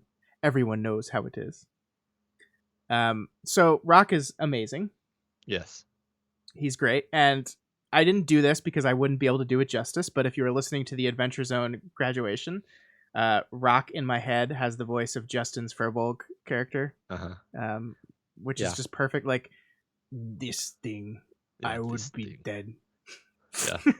There's a lowlander. Yeah, the audiobook reader gets pretty close to it, but not. I don't think I could sustain that voice for long, honestly. No, I don't know how anyone does that at all. Rock is great, and Rock, I think, we're talking so much about like how this book kind of slowly got me into realizing how much I was enjoying it, and I think Rock is one of those moments when I was like, fuck yeah, like he's a great character. I love, like, he's this horn eater, which we're not even quite sure what that means. Like, it's an entirely different culture, lives north of them up in the mountains. I think it's north. I can't keep directions here I straight at all. literally never even tried to. I wasn't clear. Is he described as looking like physically distinct from baseline human, I or, don't know. or is he just kind of a big guy? Someone is saying here that they imagined him looking like The Rock. So, um, I don't know. Yeah, that'll work. Um, like, I think he just looks like a big dude. Like a big dude, yeah. Because I wasn't entirely clear, because we know the Parshendi are physiologically quite distinct and weird, and but yeah, Largen has red hair. Okay, yeah. So he's not magically different. No. I think their diet is just probably based on like, these weird crustaceans, and so their cuisine is weird, and so people call them horn eater. Yeah. It's it's so great because we learn that the reason Rock is a slave is because his, like, not Bright Lord, but like their version of that wanted a shard blade, right? And so came to challenge the quote unquote villain of this part of the book, which is what's his name again? I forgot his name. The other high prince that Dalinar is against. What's his name? Sadius, thank you. And lost, and then he got put in the slave camp because he put shit in the food. Yeah, in like all the food. It was great. It's so wonderful. It's the perfect introduction of Rock ever. I love him so much. Yes, and Toby is pointing out what I was about to say, which is that his name sounds just like sadist. I'm sure he's a good guy, though. Don't worry about it. No, he's fine. The dream said to trust him. Yeah. And I will not stand for people who do not believe in creepy dreams that send you back in time and make you actually fight the battles. I didn't pull a slide for that dream, Matt, but he's like actually fighting. Like, it's so weird because it's not a dream, because he's not just reliving what happened, but like he's having conversations. The people around him are like, what are you doing? How do you know how to fight like this? Right. And yeah, no, I agree. It was very interesting. I wonder where we're going with this. Yeah. So yeah, he's probably fine. But yeah, I think the other thing here is like we're once again reinforcing the idea that Caladin is not normal. Like that what he's shrugging off as luck is not that. Is something more magical, and to make that, like we were just talking about Syl and how we think Syl is a reflection of whatever is going on with Caladin. Rock seems to think that explicitly, right? Like, you have this thing that's following you, it defines you as special.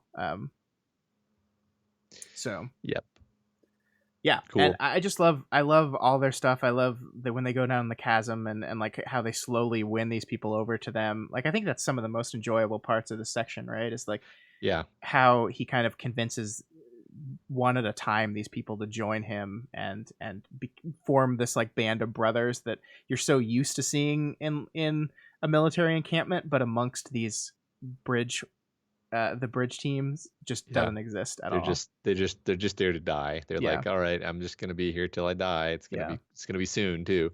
And he sort of single-handedly not just winning them over, but pulling them out of their defeatist attitudes too. I love it.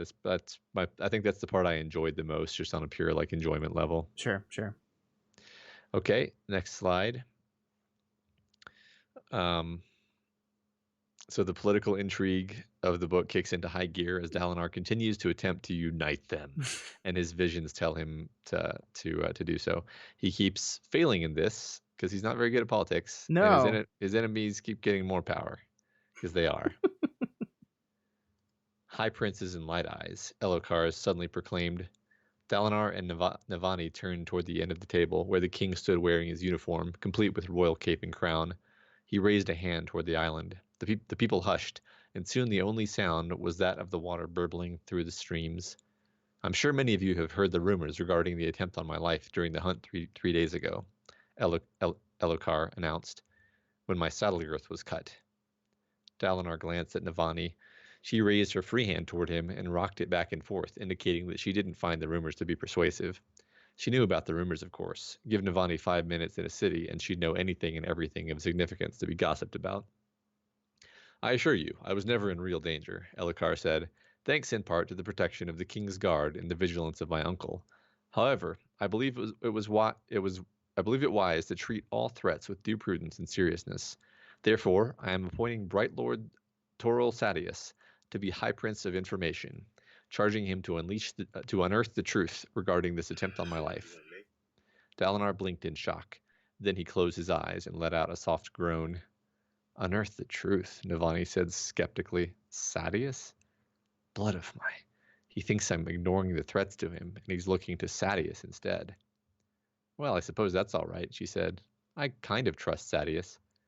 Navani, Dalinar said, opening his eyes. The incident happened on a hunt I planned, under the protection of my guard and my soldiers. The king's horse was prepared by my grooms. He publicly asked me to look into the strap business, and now he's just taken the investigation away from me. Oh dear, she understood. This was nearly the same thing as Elokar proclaiming that he suspected Dalinar. Any information Sadius unearthed regarding this assassination attempt could only reflect unfavorably on Dalinar. When Sadius's hatred of Dalinar and his love of Gavilar conflicted, which would win? But the vision.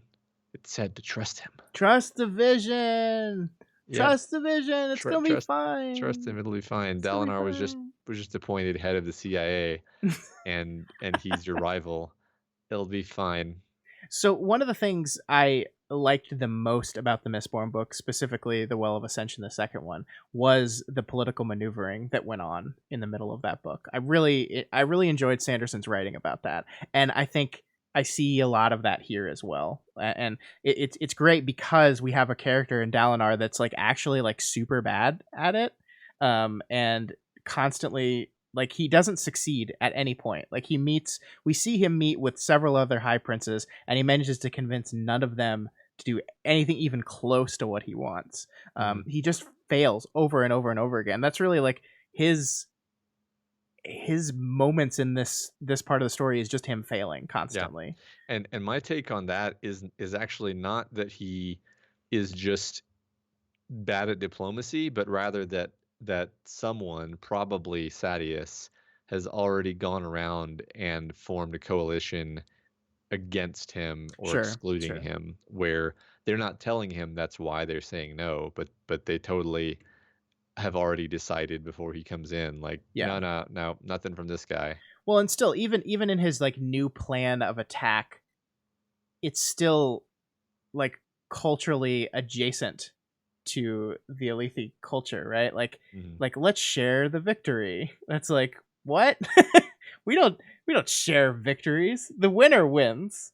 Right. And he's trying to sweeten the deal as much as possible. But I do think you're right. I do think that Sidious is doing some other shit behind the scenes. I mean, like, this all happens behind the scenes. Like, we have Dalinar going to the king, like saying, "Make me your High Prince of War. Let me unite the people under one thing, and I'll help win this war for you." And he's like, "Nah, I'm not going to do that." And then he not only does he gab about that entire conversation to the rest of the high princes, but then he like still makes a high prince under the old methods, but of spying, basically. Yeah. Definitely. I agree with John that there's some strong Eddard Stark vibes here. Yeah, definitely. And that that makes me nervous for our boy, because we know he gets through that book just fine. Yep. Everything turns out well for him in the end. Mm-hmm. Yeah. But the vision, it's said to trust him. Yep. And visions are always good. It's one of those beats that is like repeated so many times that you're just like, nah, man. Yeah. Right. Yeah. In fact, I'll be shocked if it turns out that, like, oh yeah, the visions were just correct. Yeah. All right. So in the next slide here, Dalinar finally listens to his son's advice, and they have one of those gem chases come up, and he decides to go after it. And he gets caught up in the middle of the battle. The thrill rose within him. So sweet. Dalinar kicked away another corpse, though he didn't need the extra room. They'd noticed that the Parshendi grew enraged when you moved their dead. He kicked another body, taunting them, drawing them toward him to fight in pairs as they often did. He cut down a group that came, singing in voices angry at what he'd done to their dead.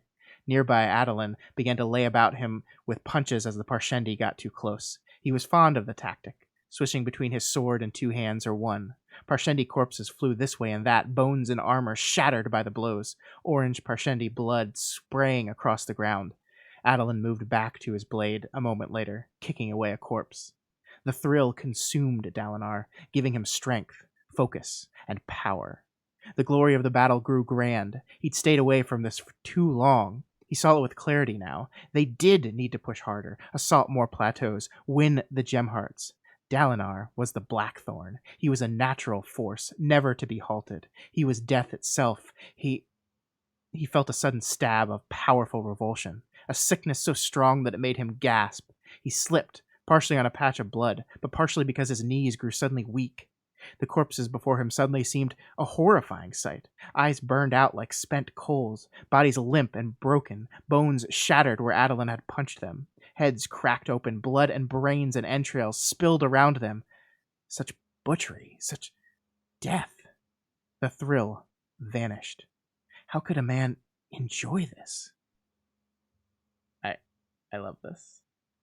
I love this. Yeah, it's just a great progression for his character as he comes to more and more reject the thing that had sort of defined him as a person, and his connection to his society and all this stuff. And I mean, this is the one thing that makes me a little bit less suspicious of the visions, because it's like he's starting to see the horror and hypocrisy and brutality, and like, you know, it seems to me that the shard plate and shard blades are not meant to be used this way. Like, they're meant to protect people.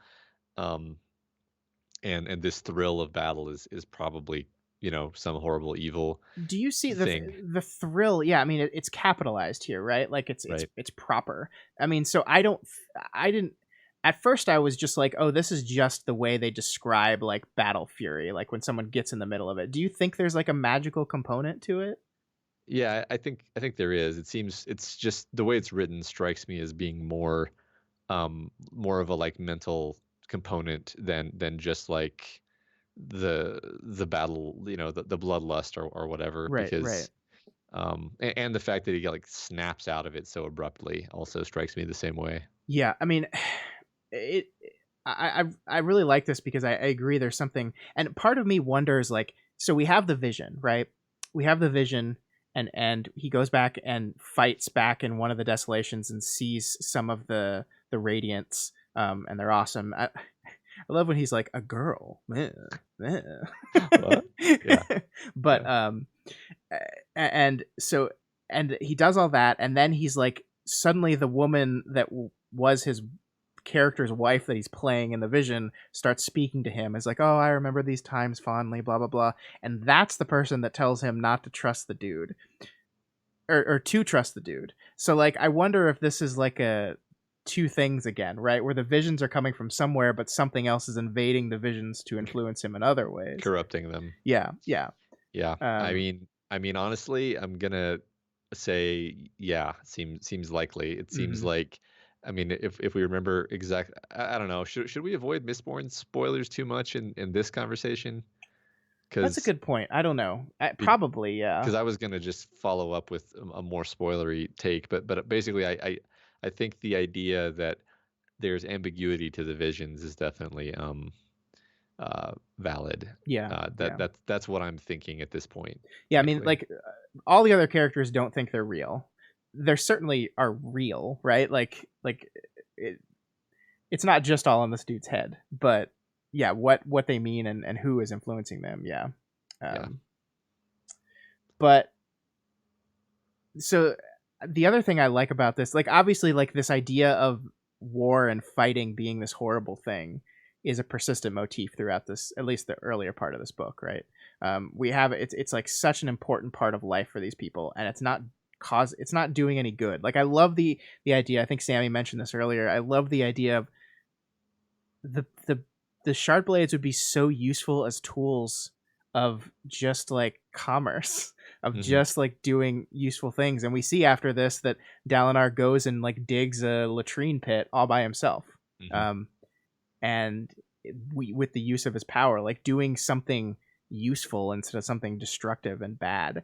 And I love that Sanderson very casually shows us that they incite the Parshendi rage by like desecrating the corpses of their people, which is something that like is very important to them. Hmm. And it's just like so casually, like they noticed the Parshendi grew in rage when you move their dead. So he kicked another body, taunting them, drawing them towards him. And they're like singing in anger at this horrible thing they're doing. And in this moment, he's like, yeah, this is fucking it right here. Right. And then it's only a little bit later that like it pulls back and is like, no, that's actually fucking horrifying what you're doing. Yeah, you're just desecrating their dead to mess with them. Absolutely. Yeah. Yeah. It's Um, wonderful. It's yeah. wonderful and disturbing and great. How could a man enjoy this? And he eventually like allows him to get himself back in the thrill like long enough to survive the battle, but he frames it more as he needs to help his son, needs to defend his son and stop his people from That's being killed, unless I'm enjoying killing these people. Yeah, and that's one of the things that makes me feel like it's magical because I don't think you could just decide like, all right, gonna get back into the bloodlust frame of mind. Mm-hmm. Yeah. That, Yeah. okay. Next slide. Next slide. Yeah. Dalinar fails to unite any of the High Princes because he sucks at diplomacy. And after a wonderful scene where he digs a bathroom pit by himself, he decides to abdicate. Dalinar hesitated, then walked to the center of the room. Navani stood near the door. Blessedly, her attendants had left open the door at the end of the antechamber, and beyond it were 2 guards in the hall outside. It wasn't an ideal situation, but so long as Dalinar could see the guards and they him, his conversation with Navani was just barely proper. Dalinar? Navani asked. Are you going to answer me? Why is it that you trust my daughter so much when others have almost universally revile her?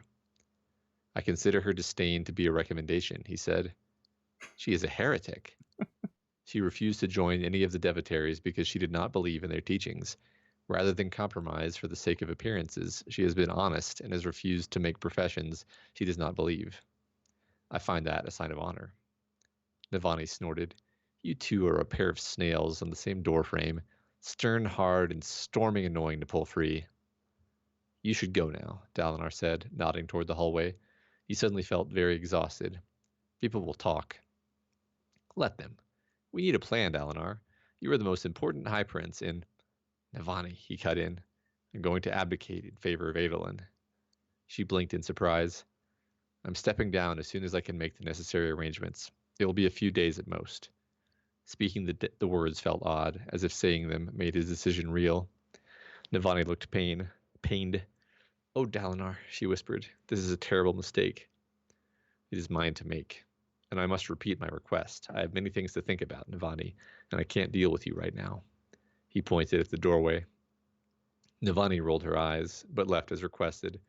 She shut the door behind her. That's it, Dalinar thought, letting out a long exhalation. I've made the decision. Too weary to remove his plate unassisted, he sank down onto the floor, resting his head back against the wall. He would tell Adolin of his decision in the morning, then announce it at a feast within the week. From there, he would return to Alethkar and his lands. It was over. So this is certainly a bad decision, right? Yeah. No, I mean, I think he's been maneuvered into doing this, and Yeah. Adolin is not gonna make the right. I mean, Aelin's gonna make sort of exactly the calls that you would expect one of these, typical High Princes to make. Yeah. Dalinar is not gonna be able to unite them anymore. I wonder, like, which of Dalinar's children I'm more worried about at this point. Adolin, who's going to step into the lion's den, basically, or his other son that, like, is he still going to try to is he going to do something really stupid, like give him his own plate and weapon and be like, I'm retired maybe. now. I don't need this anymore. Here you go, son. This is yours. Immediately dead. I mean, I have a prediction. Is it cool to make predictions, or are we playing that game with this story? Let's fucking do it, man. We got the world is our oyster. I think you're right about that. I think he will give away his plate, and then I think he's going to get condemned, and he's going to end up on Caladin's bridge crew. Oh, interesting. I don't. Would they do that to like a high prince? I don't Would know, they put man. a high prince on a bridge crew? Got to take the big swings, man. I mean, they need like I understand you're searching for a way to link Caladin in with the rest of the story. I get that. Because he's on Sidious's bridge crew, He right? is. Yeah. Because Dalinar doesn't use those kind of bridge crews because he's an honorable man. That's right. But that's bold, sir. It's bold. I That's don't know bold. if it's likely, but sometimes you gotta go for the. Mm-hmm. There's a delicious chocolate sitting there. Nobody else is picking it up. You got to pick up that chocolate. Yeah, I mean, we see that Yasna is like eventually going to be heading here, right? Like where I think I don't know. Do you think the rest of the book's going to take place in the Shattered Plains? Like this seems to be the area where most of the book is happening. I don't think so because clearly it's this sprawling world with all these different sub areas. I mean, the Shattered Plains is like the most inert. Like it's cool, right? It's got these monsters and it's got these like ravines and everything. But I don't think we're gonna spend the rest of the book here. Okay, yeah, but I do think Jasna is gonna come here eventually, or we're definitely going back to them, right? Like that's what the next part of the book is gonna do. Well, yeah, I think that Shallan and Yasna are gonna interact with these characters at some point, one way or the other. Like either this war ends and they all go back home, or those people come here, or something. I've a very hard time believing the war is going to end this suddenly. Like they could lose the war. Well, yeah, I don't know. I mean, there's so many mysteries here. Like why the Parshendi started this? Who are they? What are they wanting to do? Like why? Like why did they instigate this whole thing? What do they gain from it? God, there's so many open questions here. Yeah, we know just nothing about the Parshendi. And to make matters worse, here's our white assassin Szeth here to make things worse. Because here is I did pull something from this interlude because it's the perfect end of this month's reading. The figure opened his hand, revealing a gemstone suspended by his palm in his palm by a chain wrapped around his fingers. Sitting beside it, now illuminated, was Szeth's oathstone. The figure's face was dark. He wore a mask. Szeth dismissed his shardblade and went down to one knee. What are your orders? There is a list on the table, the figure said, closing his hands and hiding the oathstone. It details our master's wishes. Szeth rose and walked over. Besides the head, which rested on a plate to contain the blood, was a sheet of paper. He took it, and as stormlight illuminated some 24 names written in the warrior's script of his homeland. Some had a note besides them with the instructions of how they were to be killed. Glories within, Szeth thought. These are some of the most powerful people in the world. 6 high princes, Asele Gerontarch, the king of Jah Keved. It's time you stopped wasting your talent, the figure said, walking to the far wall, resting his hand upon it. This will cause chaos, Szeth whispered. Infighting, war, confusion, and pain such as the world has rarely known. The chained gemstone in the man's palm flashed. The wall vanished, turned to smoke. A soul caster. The dark figure glanced at Szeth. Indeed, our master directs that you are to use tactics similar to those you employed so well in Alethkar years ago. When you are done, you will receive further instructions. He then exited through the opening, leaving Szeth horrified. This was his nightmare, to be in the hands of those who understood his capabilities and who had the ambition to use them properly. He stood for a time, silent, long past when his stormlight ran out. Then, reverently, he folded the list. He was surprised that his hands were so steady. He should be trembling, for soon the world itself would shake. It's a great ending. Yeah, it's great. So on top of the like political unrest and chaos and everything that's happening, and like I forget, like the Great Storm or something is something that's going to be that Dalinar has seen. I forget what it's called. Like the big bad storm. The long night is coming. Yeah, the long night is coming from the east. I mean the north. I mean, no, the east. And then we got this. Yeah. The Everstorm. Thank you. Yes. Yeah. So, I mean, I don't know. It's ominous. It's funny because this actually, I realize we only read the first 2 parts of this book, but this feels like such a good like end of book 1. Yeah. Know? Yeah. It does. Yeah. And I mean, like 6 high princes is the thing that sticks out to me here. It's like kill the High Prince of Colon, right? Yeah, Like, yeah, yeah. We're gonna kill 6 high princes named. Yeah, yeah, right. I mean, yeah. Obviously, well, okay. I guess more predictions is like, okay, well, maybe he's like the next thing that happens is we see this guy over in the the Shattered Plains. yeah, yeah, yeah. Maybe he is the one that bumps in to Caladin at the same Yeah, time.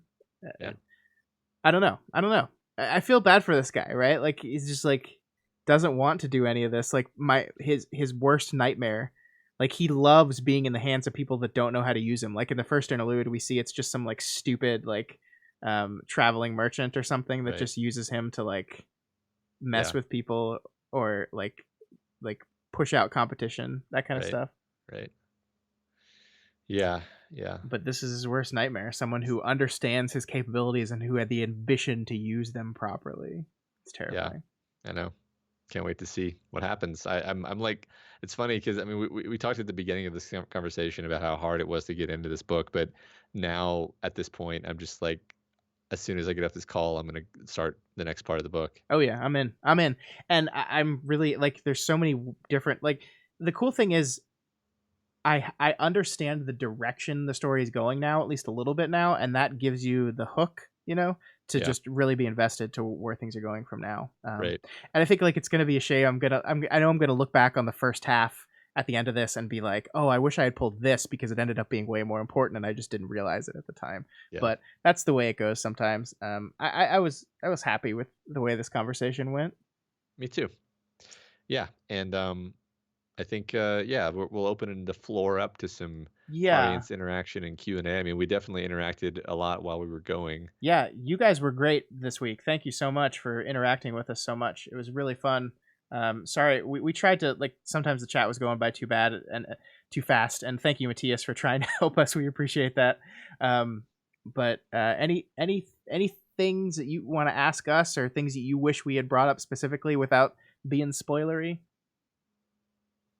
When we read Words of Radiance, we'll just have a 4-hour book club. Gosh, yeah, I'm looking at that book on my shelf because I have all 3 of these books. Well, the Way of Kings is right here, but the other 2 are on my bookshelf right down there, and it's even thicker than this one is.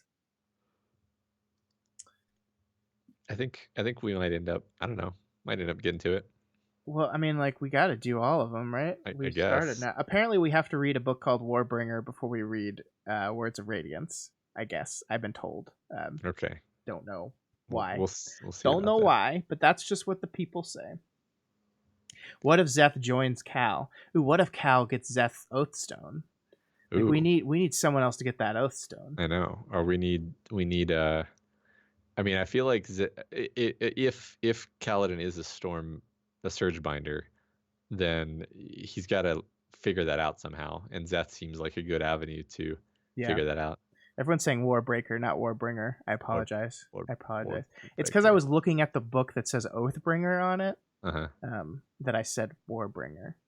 Although now I know what Oathbringer is. Uh-huh.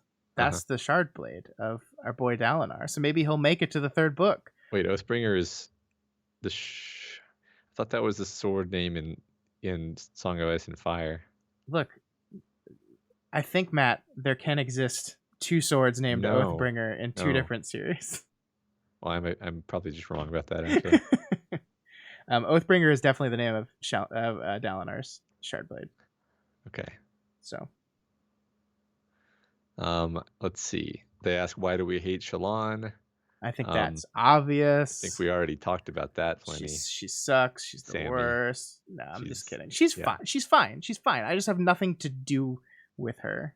I think the issue is entirely that, like, as with both Kaladin and Dalinar, I didn't get into them until I understood what their deal was. Yeah. And where we were going with their story. And with Shallan, I'm literally still just like, she wants to steal the thing.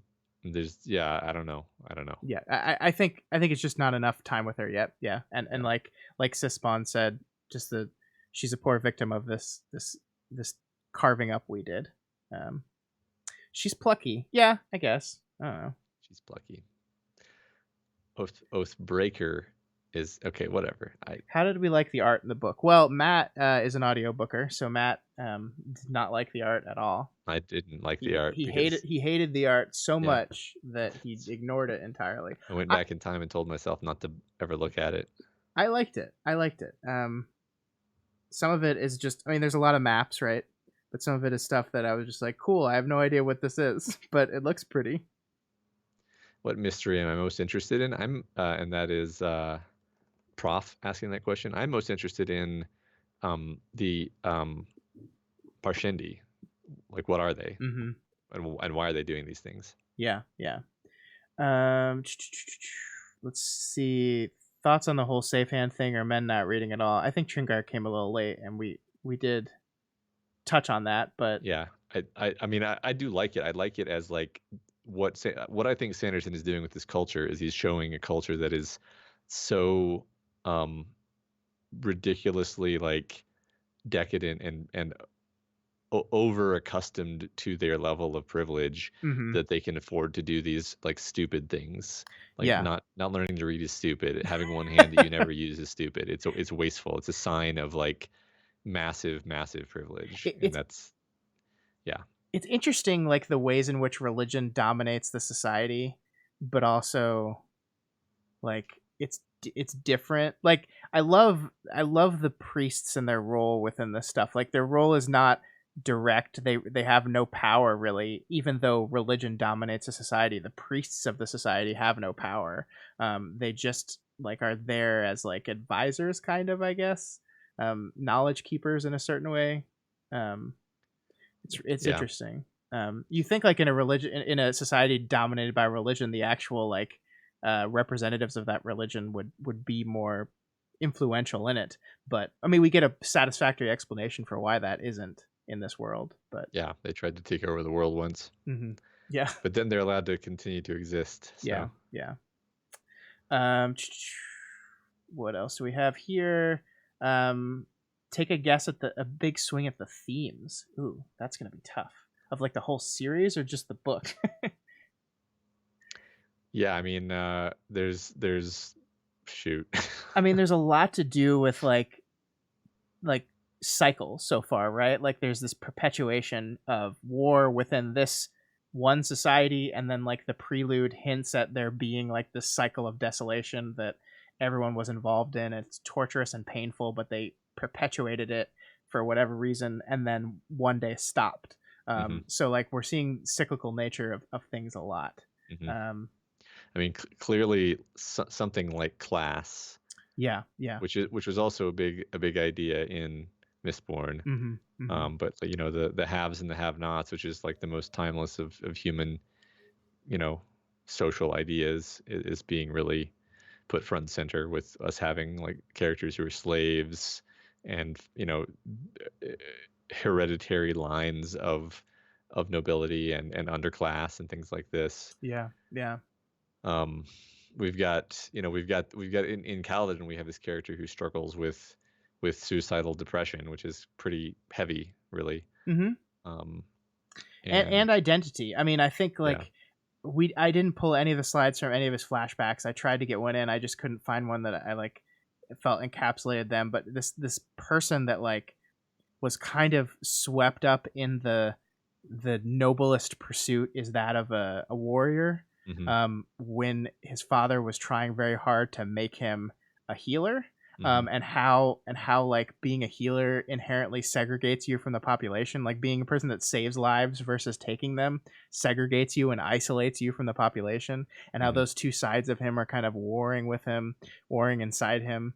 I think that's really fascinating, and like the ways in which um, a society like this values destruction over creation. Um, hmm like I think to a certain extent it makes sense in a world that is inherently as harsh as this one is, because like with the constant storms, like life just seems difficult. Existence seems hard. Maybe not quite as hard as it was in the Mistborn series, um, but hmm it's pretty great. yeah, yeah. It's just a yeah. I mean, Hero of Old Iron asked, how do we find the world building? I like now that I have this whole part of the book processed in my brain, I think it's really cool. I love this kind of alien world that they live on, and the creepy crustacean life that exists there. And um, Yeah. yeah, I'm really into it. And it's hard to critique it because like part of me wants to say I just wish I wasn't quite thrown as far into the deep end as I was, but like I learned how to swim, Uh-huh. so like I got through it, so like it feels weird to critique it. I mean, I find it a fascinating, extremely fleshed out world, and I know there's even more nooks and crannies we're going to learn about as we go through the series, but it sure was difficult at the beginning there. Yeah.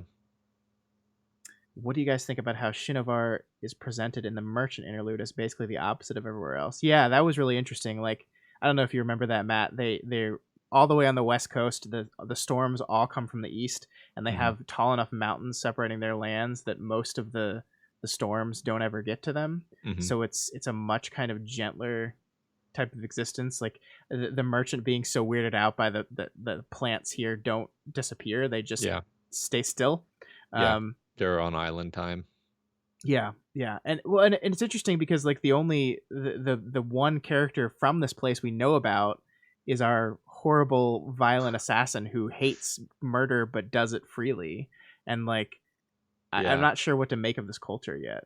Yeah, well, that's the thing about him, is that I'm not sure if he's doing that because of cultural reasons or magical reasons. Right. Like, is he magically compelled to obey orders, or is it just like, I don't know, I was going to reference something from the Wheel of Time that wouldn't have made sense to anyone, but Hmm. like the idea that you're so bound in your culture that if certain conditions are met, you have to do terrible things. Yeah, Um, yeah. Well, and he's truthless, hmm. which is a label that seems to me like a sort of banished from Hmm. Shinovar. And again, I don't know what that means. And he also like the interlude also talks about how he's stepping on stone, which is like bad for them too. It's very interesting. Like it's a whole nother culture. Like the world building in this is so complicated. Like there's Hmm. so much going. It's not like one thing or just like we have like two core ideas and we're gonna build off that. It's like everything is fleshed out and detailed. Yeah, I mean, Mistborn was relatively simple, really. There were city states sort of, but they were Mm-hmm. all under the same. They were all part of the same empire, and then we kind of, we had. Uh, well, okay, yeah, I'm not supposed to talk about Mistborn too much, but yeah, it was relatively simple compared to this. Yeah. Did you read the letter segments? I'm not sure I know what you mean, Jess. Did I Yeah, I'm miss not sure. something? I'm not sure what that is. Did I miss something here? Like, is it at the back? Yeah, I don't know. I in the audiobook, I don't. Yeah. Kyrgyzstan says, "Don't worry about it." Okay, Okay, Kyrgyzstan. cool.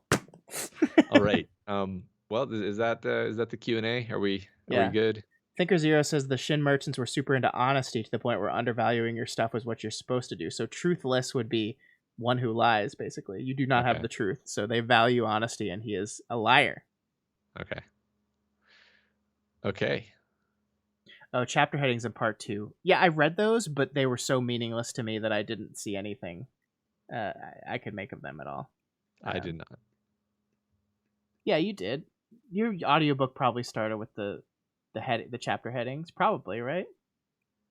Oh, in part two. Yes, yes, yes, yes. But that's we talked about that, and I can't make anything of it. I don't know what that is. I mean, the problem I have, and I complained about this with Sanderson in the Mistborn books too, is that like even if you're building something that it all like printed out means something together, it's so segmented and far apart in your head as you're reading that like the only way to really process it is if like you intentionally like go read it, like you Exactly. just go through the flip through the book and read it like Yeah. in that way. Like the thing that I liked that Mistborn did is at the end of the book it read all that out Yeah. again, and so you're like, oh, this is what we've been seeing the whole time. Yeah. I mean, I think Sanderson really does like doing these things where it all comes together in the end, and it's awesome. Mm-hmm. And he's okay with you struggling to get to that point. Sure. Cool. Yeah. um all right, well, I think that's it for us, right? Yeah. I think that's it. Um. Thank you Yeah. guys so That's much. yeah. Next month, hey, we're doing the same book again. Yep. We will be covering part 2 of this book. So the second half will be here Friday, April 25th at 9:30 p.m. back to finish off this book. And it's gonna be a good time. I think I'm into the book. I like the book enough that I'm very excited about this second half of the conversation. So I think Sanderson books are usually better in the back half too. So yeah, I think that's been it's been the case for me as well. Yeah. So that's it for us this week. Thank you so much for everyone that tuned in live. Again, it was so much fun to hang out with you. So many of you. It's weird, Matt. Whenever we do Brandon Sanderson, there's a big turnout. So weird, yeah. Maybe we should do more of these books. Maybe. I don't know. Do you guys in the chat think we should do more? No, you don't think so? Okay, well, never mind then. The power we put into our patrons' hands, so it's really not our fault. It's true. Yeah. Well, if you like what we do here at Doof Media and you want to see more of it, please head on over to our Patreon at patreon.com/doofmedia and consider donating $1 a month or whatever else you can afford, and you'll get access to our private Discord server as well as the ability to vote for which books we cover on this book club and tons of other cool benefits. So go check that out. Yeah, and one other thing we wanted to announce tonight, our friends, Doof Media partners, Ruben and Elliot, have started something they're calling Game Club, which is like our book club except with video games, and they're doing kind of the same thing where they people submit nominations for video games. They select 5 of them, they put them up for vote for our patrons pick one, and the winner, everyone plays the game over the course of a month, and then everyone meets online in a stream just like this one to talk about the game just like we talk about the book. So if you are a patron of ours, the first vote is up right now. I think it went up while we were talking, so check your Patreon account and go vote for the game of your choice, and hopefully you guys will join us for that. Even if you're not a patron, the stream will be you'll see who the winner is and the stream will be open so you can participate in the discussions. I think that's going to be a lot of fun. I'm really excited about it. It seems cool. It seems like a way to get me to play more games because I want to play more games. I never play games anymore. It's kind of sad, and I will absolutely do my best to participate in this. Yeah, so I don't believe they've announced the date of the stream yet, but you can always head to doofmedia.com/calendar, and that's where you can see our whole calendar, and you'll be able to, once we've got the date settled for that, you'll be able to see it. And also, follow us on Twitter, and you can see all that stuff coming too. So that is cool, and it's exciting, and it's a great idea. I'm so glad they came up with it. I'm very excited. So that's it for us this month. If you have any questions or comment or just want to reach out to us about this book or any of the books we've ever covered on any of our book clubs, you can find us on Twitter at doofmedia or our email account doofmedia@gmail.com. We'll see you all next month, right? Yeah. See you later. Bye. Bye-bye. Bye-bye. Bye-bye. Good talk, everyone. Yeah, thanks. That was a really good audience participation thing. Really appreciated a lot of your thoughts. Yeah. Everybody did a really good job not spoiling us. Yeah, I didn't really see anything on my Neither did I. I'm gonna go vote in this book club right now. Am I allowed to do that? I don't know. And what? Or the game club, yeah. Sure. I at least want to see what the nominees are. Later Thinker Zero, later Sammy, later John. Thanks so much for hanging out. I'm just gonna hang out for a few more minutes here. Ooh, our choices are Hollow Knight, Return of the Obra Dinn, Baba Is You, Celeste, and Undertale. Wow, that's a lot of good games. I've heard of one of those. Later Sispawn. Yeah, good night, everybody. Thanks for hanging out. It was really awesome. Yeah, I'm sorry, Hero. I'm sorry. Maybe you can say more next month. Yeah. If Hollow Knight wins, I will dive back into that game and play it again.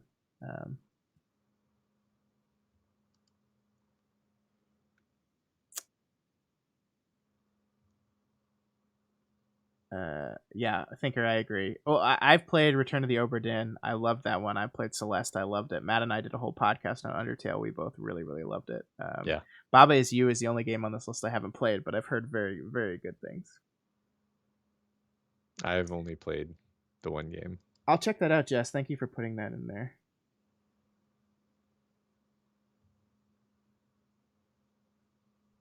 Undertale is such a good game. Holy crap. Thanks, Wonk. We really appreciate that. These ones I get nervous about because we're covering something that so many of you folks know so much about that I'm always nervous. Like, am I going to be saying anything interesting at all about this book that these people know backwards and forward? But I had fun, and my rule of thumb is if I have fun, it's probably a good show. So Mhm. Yeah, I feel like maybe overall this conversation was more reaction and less like analysis. I think that's fine, especially when we haven't finished the book yet. We can't really say like what the theme is. yeah, yeah. Especially when we divide it like this, it's a little weird. But Yeah. oh, Toby, Hero is saying that you made them think about something new. So good job, Matt. Cool. Excellent. That makes me happy. Yeah. All right, folks. It's like midnight here, so I think I'm gonna head to bed, and by that I mean start desperately working on a script I owe Matt tomorrow. So, all right. Yeah. Good night, everyone. we're gonna take off. Thank you so much for hanging out. Really, this means the world to us. It's so fun. So we'll see you next month for the second half of the book. Catch you later.